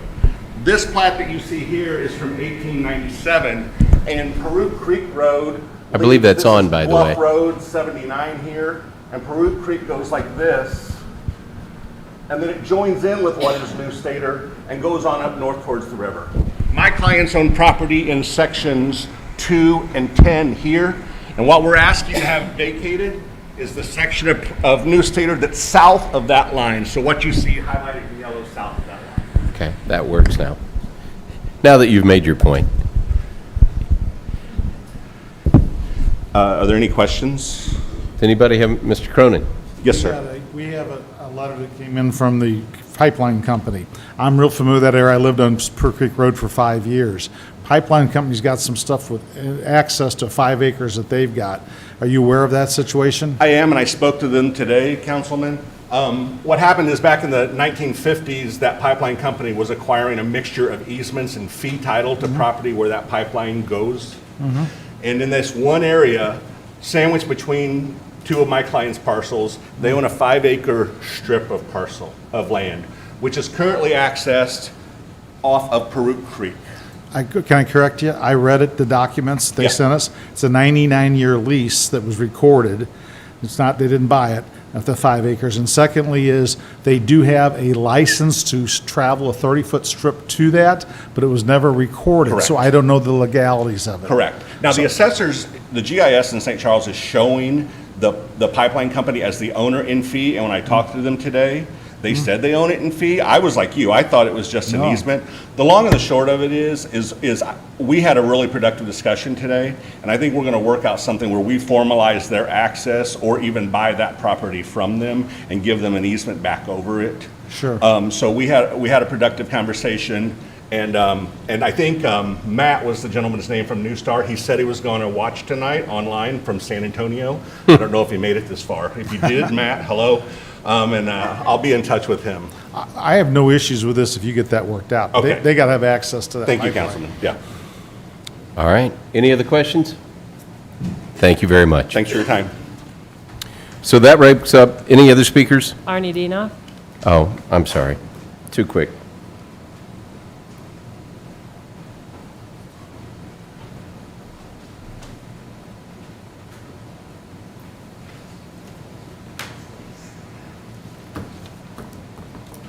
Mr. Chairman, if you don't care who testifies, we might as well all go home and let's not have a government to begin with. Mr. Dinoff, you have the time. Please pay your remarks. Thank you very much. Members of council, my name is Arnie C. A.C. Dinoff, County Public Advocate. This is here to vacate land to adjoining property owners. Might I remind you, this is a growth pattern and a growth area. This is our growing corridor along the 79 and Salt Lick area.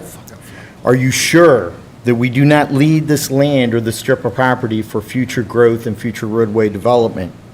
I wouldn't want to go through the expense and the time and effort to regenerate what we're giving back to the property owners.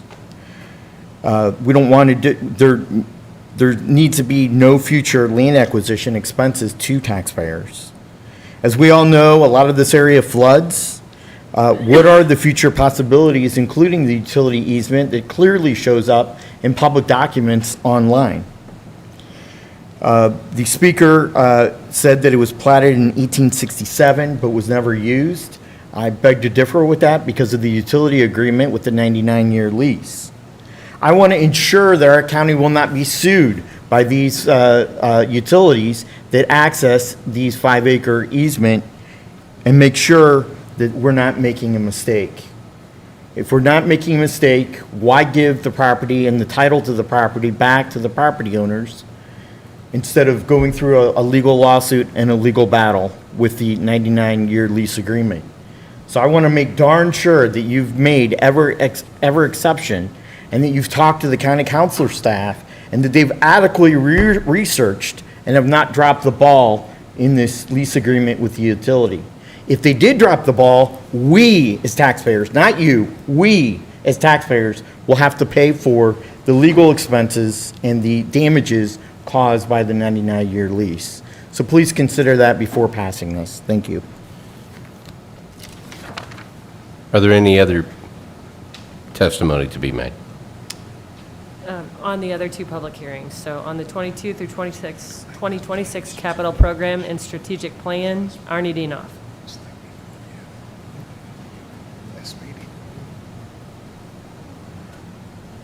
For 10 years.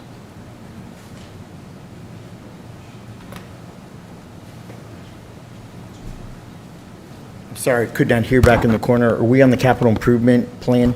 We are. Thank you. Again, my name is Arnie C. A.C. Dinoff, County Public Advocate. This capital improvement plan, we need to really concentrate and look at the use of our public taxpayer dollars.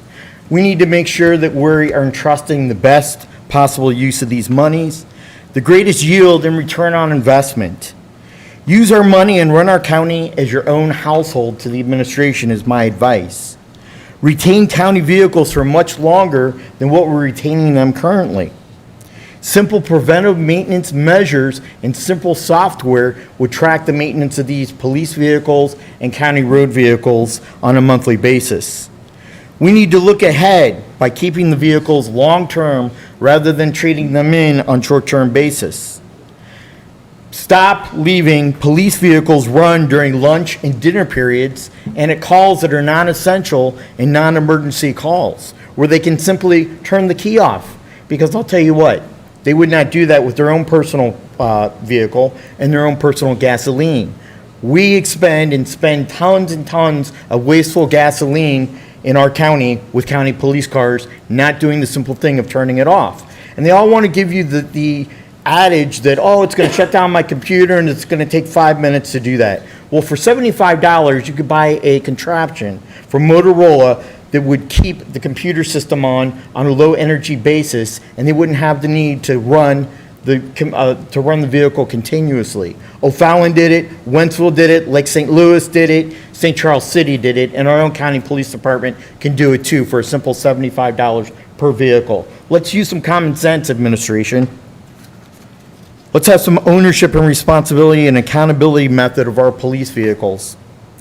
I've seen on the street and some county employees misusing our public equipment and misusing and abusing our public police cars and police vehicles because it's not theirs. Inappropriately using our county vehicles shall come to a cease and come to an end because it costs taxpayers in the long run. Some of the capital county projects are self-serving, pork barrel, make you feel good projects, such as the family arena. When is the family arena going to make a profit? When are we going to stop? When is it going to stop taking our taxpayer dollars and stop pulling us down as a county in terms of resources and money to maintain that monstrosity facility? Our county jail and justice services facility, I told you, you should start from scratch and build a brand new building because you would save $25 million of our hard-earned taxpayer monies. But yet you want to spend $57 million in one phase and another $90 million in another phase, and somehow you convince the federal government that $19 million should be spent on COVID CARES Act funding. That's ridiculous.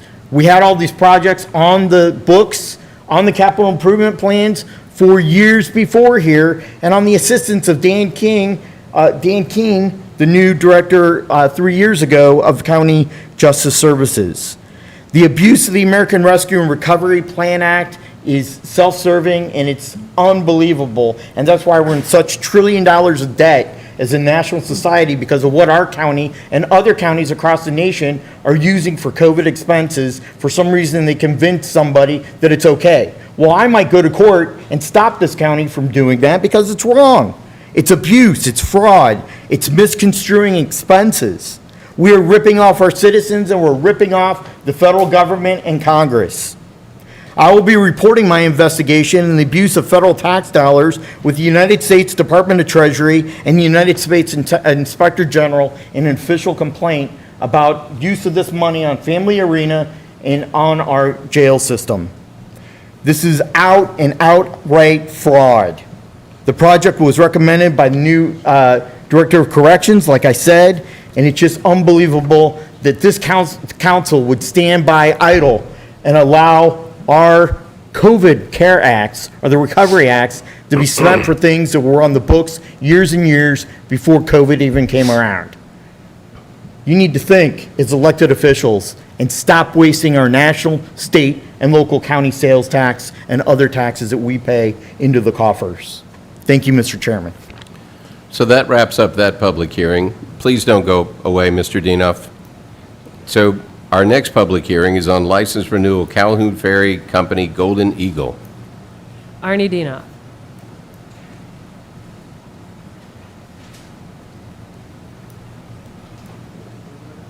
I know.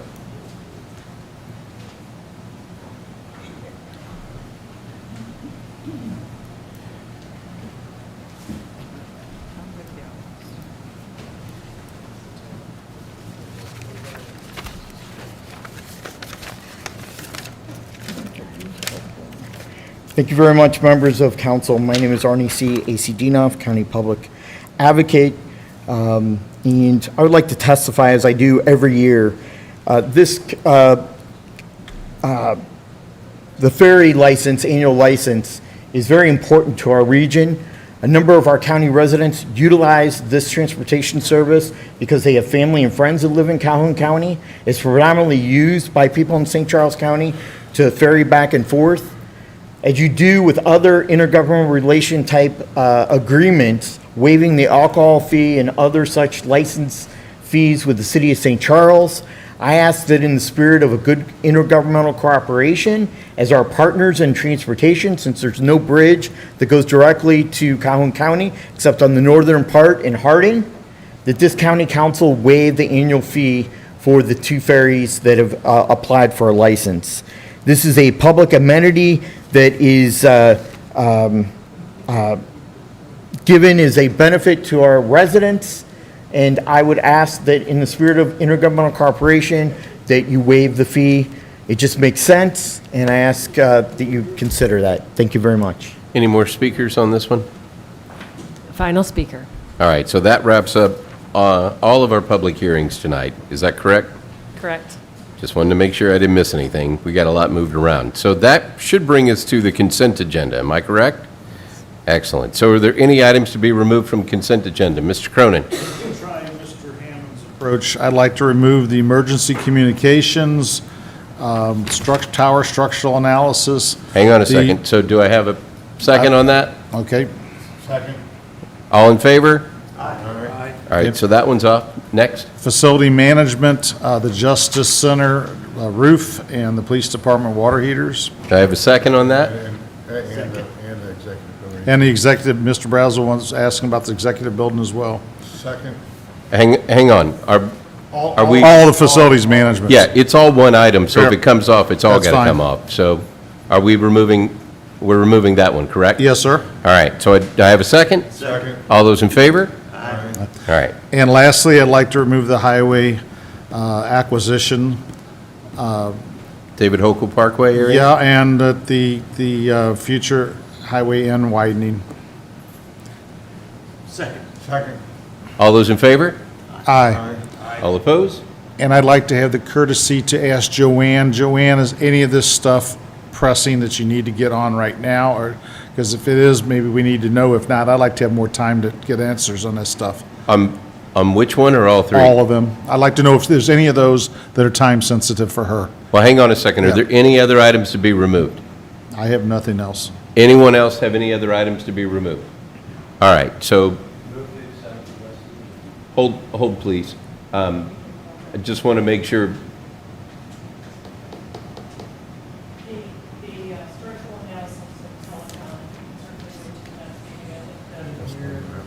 She said I could wait. The structural analysis and telecom, we can certainly wait to the next meeting.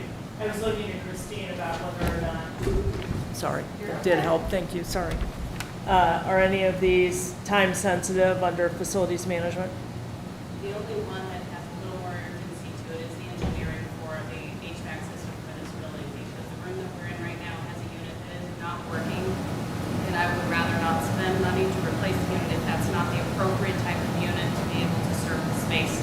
Because the last time this building was. Hang on. You want to come up? You want me to come up? Yeah. Actually, I want you to hold tight. You can come up and have a seat because you're going to be talking here in just a second. But the question is just whether or not, and because we're pulling all of it, we got to pull all of it, because Mr. Brazel has a question about something else, so it doesn't matter. We got to pull it anyway. Whether it's immediate or not, we can address that while we're discussing, okay? So any other items, or are we good on those 3 items? Now, Mr. White. The remaining agenda. I second that. I have a motion and a second on the amended agenda. So do I have all those in favor? Aye. All those opposed? All right, so let's go back and tackle these one at a time. Let's start with the emergency communications. Mr. Cronin. We could certainly wait, sir. And I can have Jeff here at the next meeting. He did volunteer to come tonight. Yeah, I'd like to just leave it on the table because it's, Absolutely. the summary's pretty vague, okay? Let it go with that, okay? All right, so with that, we'll move to Facilities management? I think he said he wanted to table one, wouldn't you? You know what you just said? Oh, facilities management, okay. We're talking, the Justice Center, I saw one I saw a bunch of bids, but the only proposal I saw was a 60 mil PVC coating, which is pretty, that's 6/1000 of an inch. I see there's some metal panels. I saw the aerials in there. I mean, I own commercial buildings with Galvalume roofs I've never touched in 40 years. I mean, I'd like to see if alternatives besides a really thin layer of plastic on those roofs. So, that being said, if this isn't time sensitive, can this go to the next meeting, okay? That's why I didn't want you to walk away. So that specific one is not time sensitive. We can look at it. I will tell you though, we consulted with a roofing consultant to determine what the best roofing product is for that roof. That roof actually had a fair section of it replaced in 2010. That roof was a similar type of roof. I don't know if it's the exact same roof specification, but it was similar. A metal type roof isn't applicable to this type of building structure. You've got some metal up there already. I'm asking if it's not time sensitive, we've got time to talk about it It's not time sensitive, we can later. have a conversation about it, certainly. Wonderful. Okay. All right, I so, would just say that if we're gonna block out roofs, PVC roofing is the lowest quality, lowest life cycle roof, no matter who makes or manufactures it. If you do life cycle services, life cycle costing, institutionally speaking, single-ply roofs are not the kind of roofs to use. You want to use multi-layer and built-up roofs. That's a fact. Hospitals, schools, most of the clients I work with do built-up roofing, modified roofing. There was modified roofing on some parts of the Yeah, we're talking two different buildings, so we do have the Justice Center and we have portions of the admin building. So the admin building is the one that we had the modified bid. So on the PVC roofing, I mean, there's going to be such an array of manufacturers that are very low quality, to high quality, and it's hard to put those in a bundle where you have good warranties, and some of them are useless to warranties. So PVC is a commodity roof. It's usually low-grade contractors put on PVC roofs in a typical market. I work with all those contractors. I know every one of them. I will be abstaining because I know the contractors. But if the county is concerned about life cycle costing, PVCs are the lowest grade roofing you can. TPOs and PVCs are life cycle. And I can show you the statistics with AIA documents and consultants and everything else. We got time. We got time. Yeah. all right, so I'm clear. We're asking to leave that one laid over. Table, yeah. Gotcha. So, don't go anywhere. So we got the police department water heater replacement issue. Questions? Time sensitive? We had a failure with the piping that fed two of our water heaters out there that caused a flood. So we're trying to be proactive in replacing the original water heaters that were in that same room. Time sensitive. Who's to guess when the water heaters are going to fail? Okay. They haven't failed yet, but the piping did. Did you look at the demand needs for that building? And, water usage is all appliances now use less and less water. That's a tremendous amount of hot water storage. I just was curious about when I saw it. Well, it is a tremendous amount of hot water storage. There's a significant number of bathrooms alone in that room, in that building. Plus, we do have regularly used gym with showers and facilities for the officers to come in at all given times of the day and night. So, yes, we do have crime labs and we have forensics. There's a lot of water demand in there. So in a building of that size, these water heaters do seem like they're excessive. But when you start to drill down the type of use and where we need to use the hot water and the distance that the water has to go from where they're at to where they need to be utilized, it actually does make sense. I mean, the question I have, the one water heater was about twice the size of a big residential water heater, but it cost like 50 times more money, or 17 grand. I mean, these are commercial grade, and it may seem like a cop-out to say, well, these are commercial grade, it's different. But there really is a difference between a commercial grade type of water heater than what you would put into your home. These are 480 volt units. These are not, plug into your 120 amp at home. But it is more than just the water heater itself. And this is more than your staff can do to replace? Absolutely. Okay. Absolutely. If you can see this time consensus of, I've heard enough, if you want to put this back on consent agenda for Actually, passage. Okay. I don't believe I can I? We can just vote on it. Oh, okay. So I don't have to leave all the facilities. We can do these one at a time and do them that way. Yeah. Gotcha. All right. You So want to just keep moving? hold, please. So do I have a motion from you to approve the police department water heater? Yes, yes, sir. I have a motion to approve. I have a second. All those in favor say aye. Aye. All those opposed? All right. The police department water heater is approved. Is professional services contract, is the question for her or for the county executive? I got a question. Yep. Go. There was you guys did an evaluation, 2017, what did I read, 2018 or something, there's some sort of evaluation done? Is that right? Yeah, there was an evaluation that started prior to my arrival here, and that assessment was looking at various different types of methods to redesign the mechanical systems in this building. There was a bit of a focus on utilizing geothermal at that time, but we went back again with the same McClure Engineering who performed that assessment, which is a feasibility. There was no engineering other than looking at the existing equipment and making some recommendations based on the size and use of our building. At the time, there was, like, as I said, there was kind of a focus on looking at geothermal. Well, we went back and reassessed a few things, and geothermal is not the best solution for this type of building, so we took that off of the table. So the recommendation is either a 2-pipe or a 4-pipe system. So that, we came to that conclusion. That led us to be able to perform this bid that's before you, to basically say, now we know it's one of these two systems. We now need this building fully engineered to know which system is the right system. We need construction documents, so we have a very clear bid ahead of us, so we know exactly what the cost is going to be. So that's what this bid is for. So these will be bid ready, and then, Yeah, they and will then be. do they monitor the installation as per spec? Absolutely, yes. Okay. I don't have a problem with this unless you do. I don't need it, but I got a question. How many square foot is this building on each floor? What do you think, 4,000 or 5,000 square feet?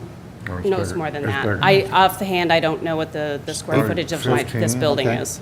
And just so you know, I mean, I just built systems for a 12,000 square foot building, okay? And I went to Carrier, I went to Train, I went to 4 or 5 of them and said, they all got design engineers. You can usually get those guys for nothing, okay? I said, Sure. what would you recommend? My building's not as old, it's not complicated as this building. Yeah. But I mean, I'm okay with it too, but, you know, it's still, it's $175,000, okay? So, I do understand the cost, and I do understand the concern with that. My biggest fear is to assume that we can go ahead and replace the existing type of equipment with the same type of system. We have a lot of small issues within this building that tend to go unseen.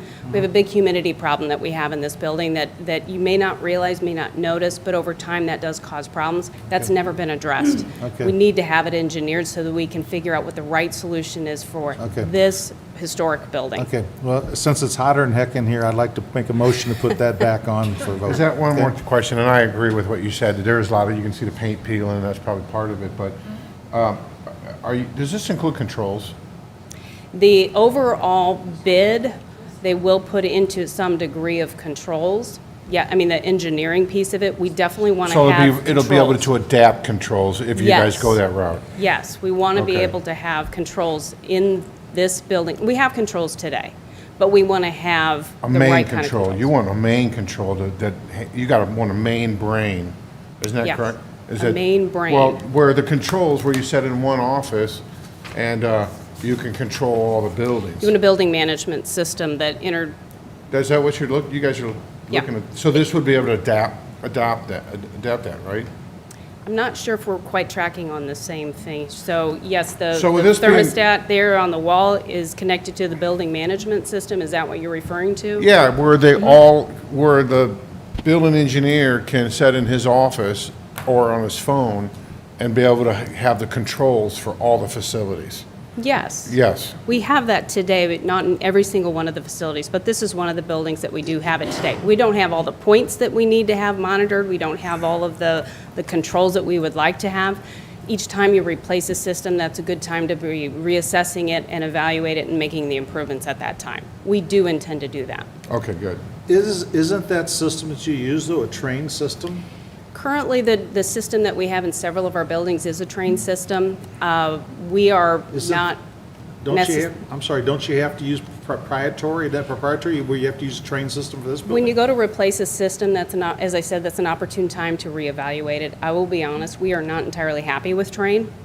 There are a lot of things that Train is doing. There's a lot of things that multiple manufacturers are doing today that kind of lock you into a building management system that then in turn ties you into calling them to make the changes and modifications to the system. We don't like that. We want to be able to do that ourselves. We have talented staff who can handle that. So that's one of those elements that we want to assess as we're going through that process. Any other questions? Yep. May I entertain a motion? Motion. May I have a second? Second. So we have a motion to approve professional services executive building HVAC replacement design services, and we have a second. All those in favor? Aye. All those opposed? So Thank you. that one is done. Thank you. That brings us up to highway. Craig, is this something that can be, is time sensitive, or do we have some time? I'm not exactly sure, and I don't know how much I can really say about this, but we do know that one of these parcels, there's a developer waiting to purchase the ground. And it's currently agricultural, and the owners are trying to sell us, MoDOT, the right-of-way that we need for future route and improvements, and at the same time, holding off a developer who's ready to sign a check, from what I understand. My concern with this one, just on the Hokel Parkway, that's 120,000 an acre. On the right highway N, it's 240,000 an acre. I don't know about your district, this is in your district, but there's nothing in my district that's selling for anywhere close to that. I mean, Seems awful high to me. Yeah, we don't make these numbers up, obviously. And actually, the numbers you see are what the appraisers say that it's worth. We haven't even talked to the property owners yet to get down to specifics. We need your authority to be able to go talk to them. I'm not sure that number should be on that page, but that is an appraisal that was done and reviewed by a review appraiser that is on MoDOT's approved lists, and who have to sign off on it because this will eventually be MoDOT right I mean, away. if I was trying to buy that, get that acquisition right away for my own use, I sure as heck wouldn't put that dollar figure in a public document so they can see it. And I do want to tell you one thing, my dad had to, a few years back before he passed away, he had to sell the county a bunch of right-of-way on Laurel Hill Road when they widened that project. And I remember him saying, damn, they offered me a hell of a lot more money right out the gate than I would have took from the get-go. So I don't know if there's a way we can change that process, but I think going in with these appraisals of these high prices and not talking to the landowner first may end up costing us a lot of money. We can't do that. MoDOT's rules, the Uniform Relocation Act dictates how the process goes. And the first thing you've got to do, if it's taking over $10,000, if it's estimated to be over $10,000, you have to go get an appraisal. You have to have that appraisal reviewed by a review appraiser, and if he signs off on it, then you have the authority to go make an offer. Now, when it's over $100,000, our ordinances require us to go through these extra Now, steps. does that only apply to MoDOT roads or county roads as well? The $100,000 applies to any property we acquire as the county highway department or St. Charles County. The $10,000 requirement, I believe, is in our ordinances and also in the Uniform Relocation Act, which if we're going to use federal funds on a project, we have to follow. Yeah. The only thing, I didn't see anything about any appraisal in there, any comparables or anything like that in the packet. The only thing I saw that some kind of consultant you guys use recommended these figures. Is that correct? It's not a consultant, it's an appraiser. Truthfully, there's probably maybe a slip up here in having that number in the title because we're not ready to make that offer yet. All we need from you guys is the authority to go acquire this piece of property. We don't know at what price that's going to be. Steve has to actually give us the authority to acquire it at a certain price. So that number, if we're going to do this way in the future, that number should probably not be on that document because you're not giving us authority to acquire it for $610,000. You're only giving us authority to go make an attempt to acquire it. So it kind of muddies the water a little bit. Yeah, I think so. I mean, with that understanding, I'm okay to move on with this, but in the future, I mean, I think it's probably smart to not put that number in there. That gives you guys more negotiation abilities. Yeah, I mean, our offer to them, like I said, has to be based on an appraisal. We can't offer less than what the appraisal says. Now, will this come back to the council then for approval? I believe once you approve the acquisition, then Steve will approve the final purchase price. It does not come back to the council. I'm not 100% sure. I don't think that it does, but we can look into that a What's little your bit more. understanding of that? I don't believe they have. Yeah. I mean, I still have concerns about the dollar figures. I don't know how else to say And it. I will say, Yeah. you know, it says Highway N, and you're thinking this may be out in the rural part of Highway N. No, it's This not. is Highway N at Lake St. Louis Boulevard. I know where So it's this is right where the development is going on, and it's basically surrounded by What do you think's your development. district, sir? I don't know, I mean, here's the thing, is it sounds expensive, but if Greg had it appraised, I mean, that's the process, right? You appraise it, and that's what he has to do, so. And I will say on the other parcel, that is an existing commercial site right at the Z&N intersection that has a commercial building on it. It's not just a piece of ground that we're buying there. So that may be why that looks so inflated. There's actually a commercial building on that property.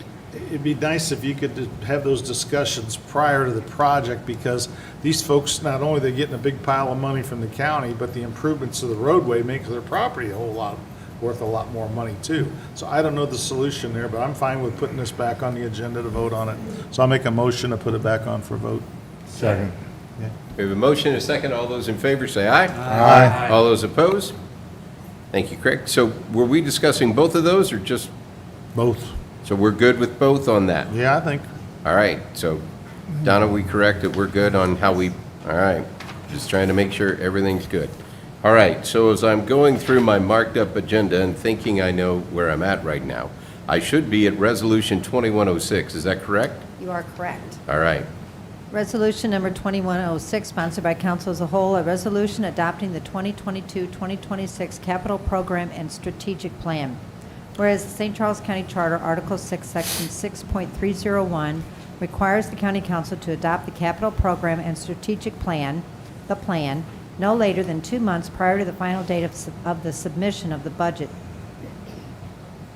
And whereas the St. Charles County Charter, Article 6, Section 6.201 requires that on or before the 5th day of November, or the first working day after the 5th of each fiscal year, the county executive shall submit to the county council a budget for the ensuing fiscal year and an accompanying message. And whereas the county executive has presented the plan to the county council, a public hearing has been held on it, and it has been made available for inspection by the public. Now therefore be it resolved by the County Council of St. Charles County, Missouri as follows. Section 1, the plan attached hereto as Exhibit A, known as the Capital Improvement Program, years 2022 to 2026, is hereby approved. Section 2, compliance with all the terms of the Capital Improvement Program, years 2022 to 2026, shall be the responsibility of the county executive. all right, so any questions or comments about this resolution? Seeing none, please call the roll. A resolution adopting the 2022-2026 capital program and strategic. No, Councilmember it was Hammond? on. It was on. just- Councilmember Hammond?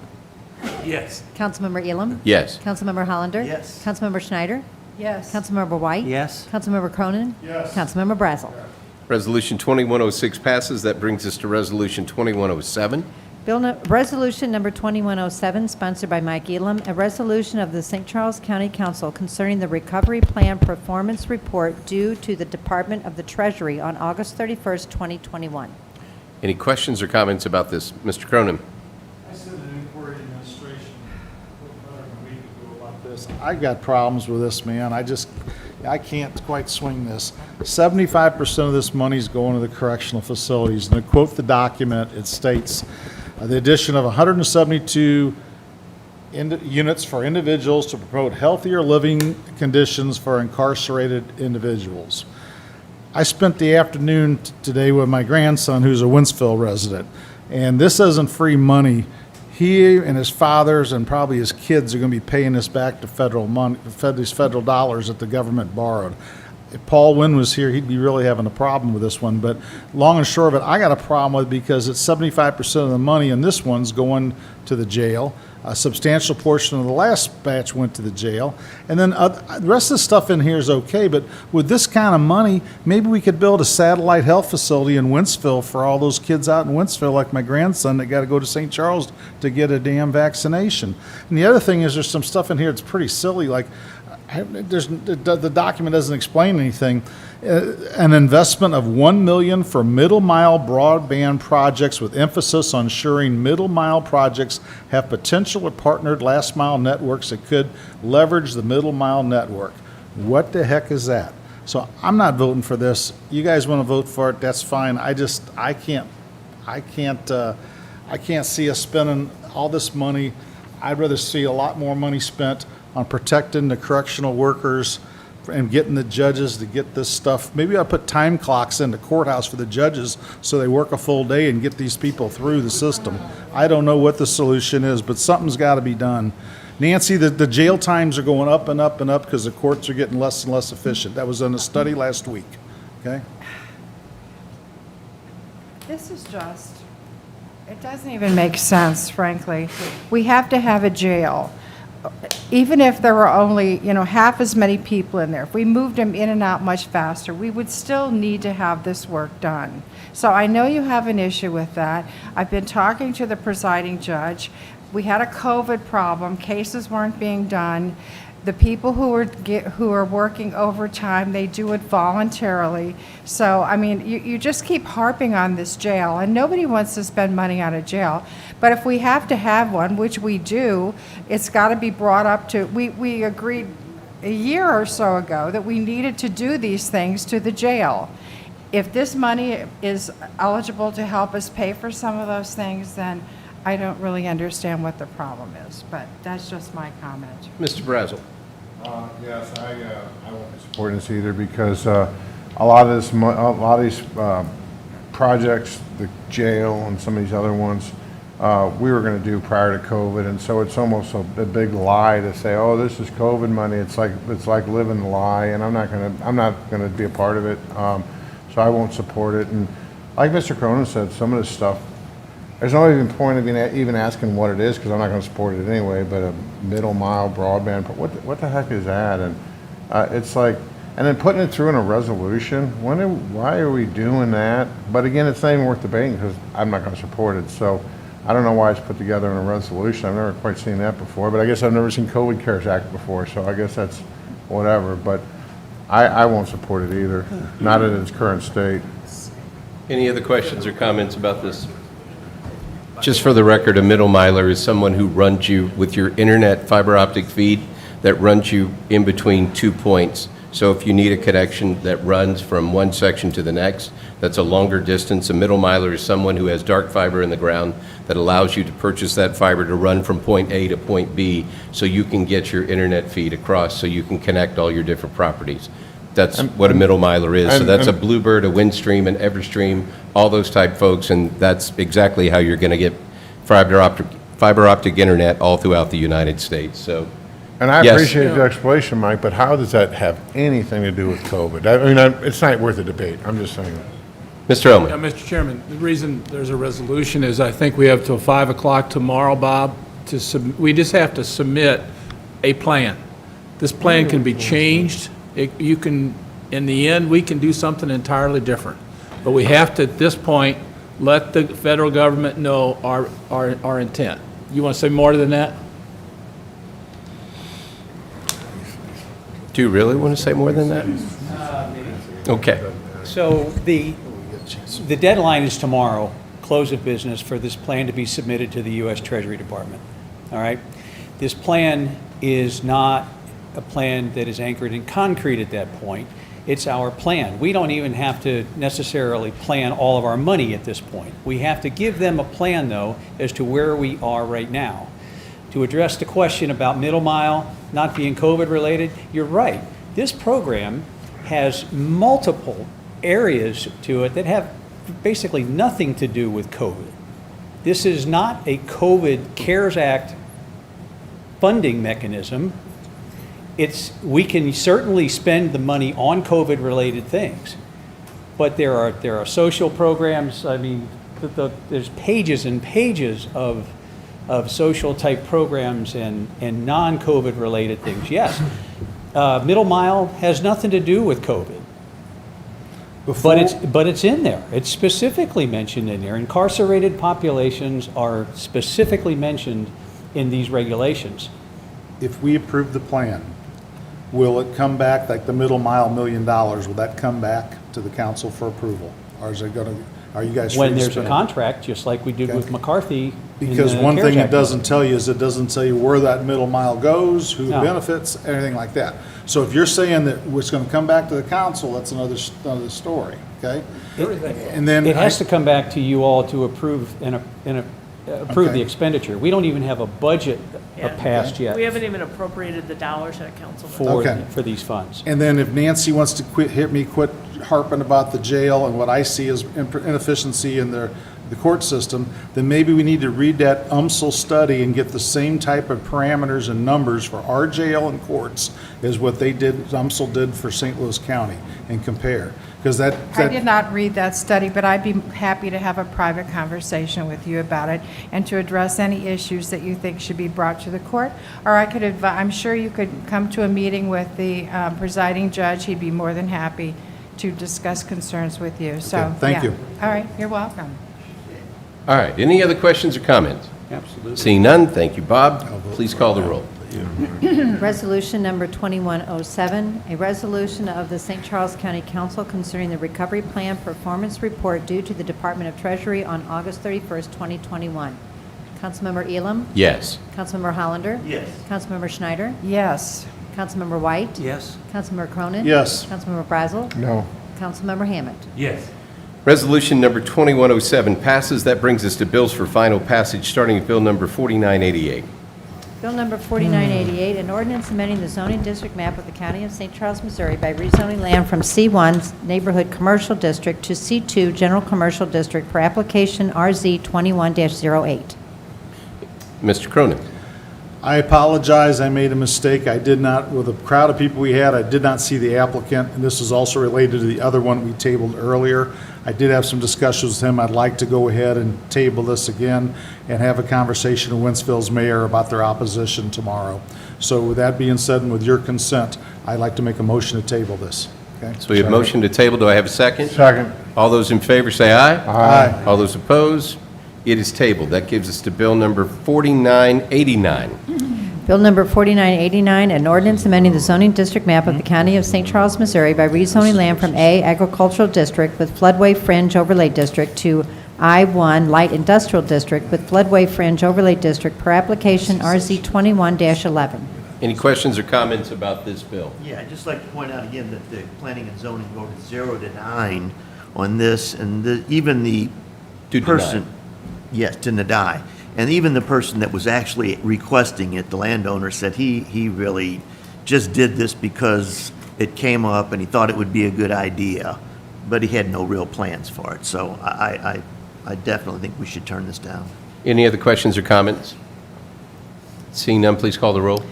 Bill number 4989, an ordinance amending the zoning district map of the County of St. Charles, Missouri by rezoning land from A Agricultural District with Floodway Fringe Overlay District to I-1 Light Industrial District with Floodway Fringe Overlay District per application RZ 21-11.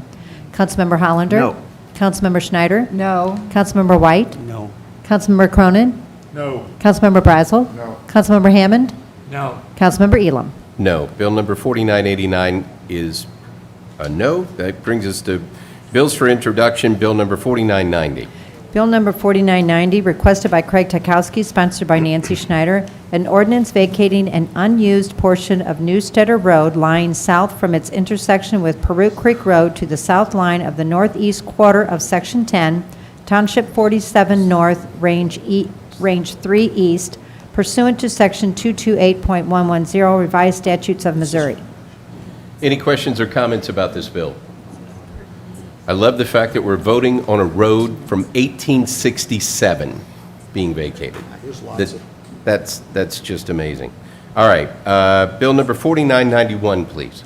Bill number 4991, requested by Chief Kurt Frizz, sponsored by Mike Elam, an ordinance authorizing the county executive to execute an agreement between St. Charles County and the city of Wentzville for the purpose of transferring ownership and maintenance of a weather warning siren and appurtenances. Any questions or comments about this bill? Seeing none, that wraps up bills for introduction. No items to be taken on table bill, which officially, can I do announcements in miscellaneous since we moved it forward earlier, or Can I still do announcements, or? You can do whatever you want unless All right, somebody raises so- a point of order. Any, You only moved miscellaneous. I only, okay, I wasn't sure if that was all one item or not. It's been a long evening, so any miscellaneous or announcements? Mr. Cronin? St. Paul Picnic is this Sunday in St. Paul, and if you've not been there, there's 2 stages of music all day long. There's lots of stuff for kids to do. There's 2 tons of beef, 2 tons of chicken, and 100 barrels of beer, because I used to run it and I know all about it. So it's a good time for the family if you're out and about. It's always the Sunday before Labor Day. Excellent. Any other questions or comments? Mr. Elman? Yeah, I think I already knew this, but after tonight, I know in the future I will never argue with Mr. Brazel about a roof. He knows his stuff. And the other thing I would point out is this may be a first. Mr. Hollander has had 2 former players testify Yes, on the same night. yes, proud of them, too. How about that? So with that, I would thank the county executive for the proclamation, for the Marine that we lost. And we'll try to find out exactly how long it would take to get that name inscribed. And if we can get it done quickly, I think that would be great. Yes. Maybe we can have an And event we'll with let the you know, family we'll then. let you know about Did you that. send that, a copy of that to his family? We'll make sure this gets delivered to him, Yes, okay. to the father and mother. Excellent. Mr. Hack? That young Marine died so we could sit here till 10 o'clock at night and argue, and I appreciate that very much. Okay. I think we kind of started off the evening, when we started off this meeting, with a good point of what's important, what really matters. Freedom is not free. We can debate it all night long as to what's right, what's wrong, but we have that right to sit here and debate that because of people like that young man. So, with that, I would entertain a motion to dismiss. Motion. All those in favor? Aye. We are dismissed. Good evening. Yeah, well. Yeah, because I got to go.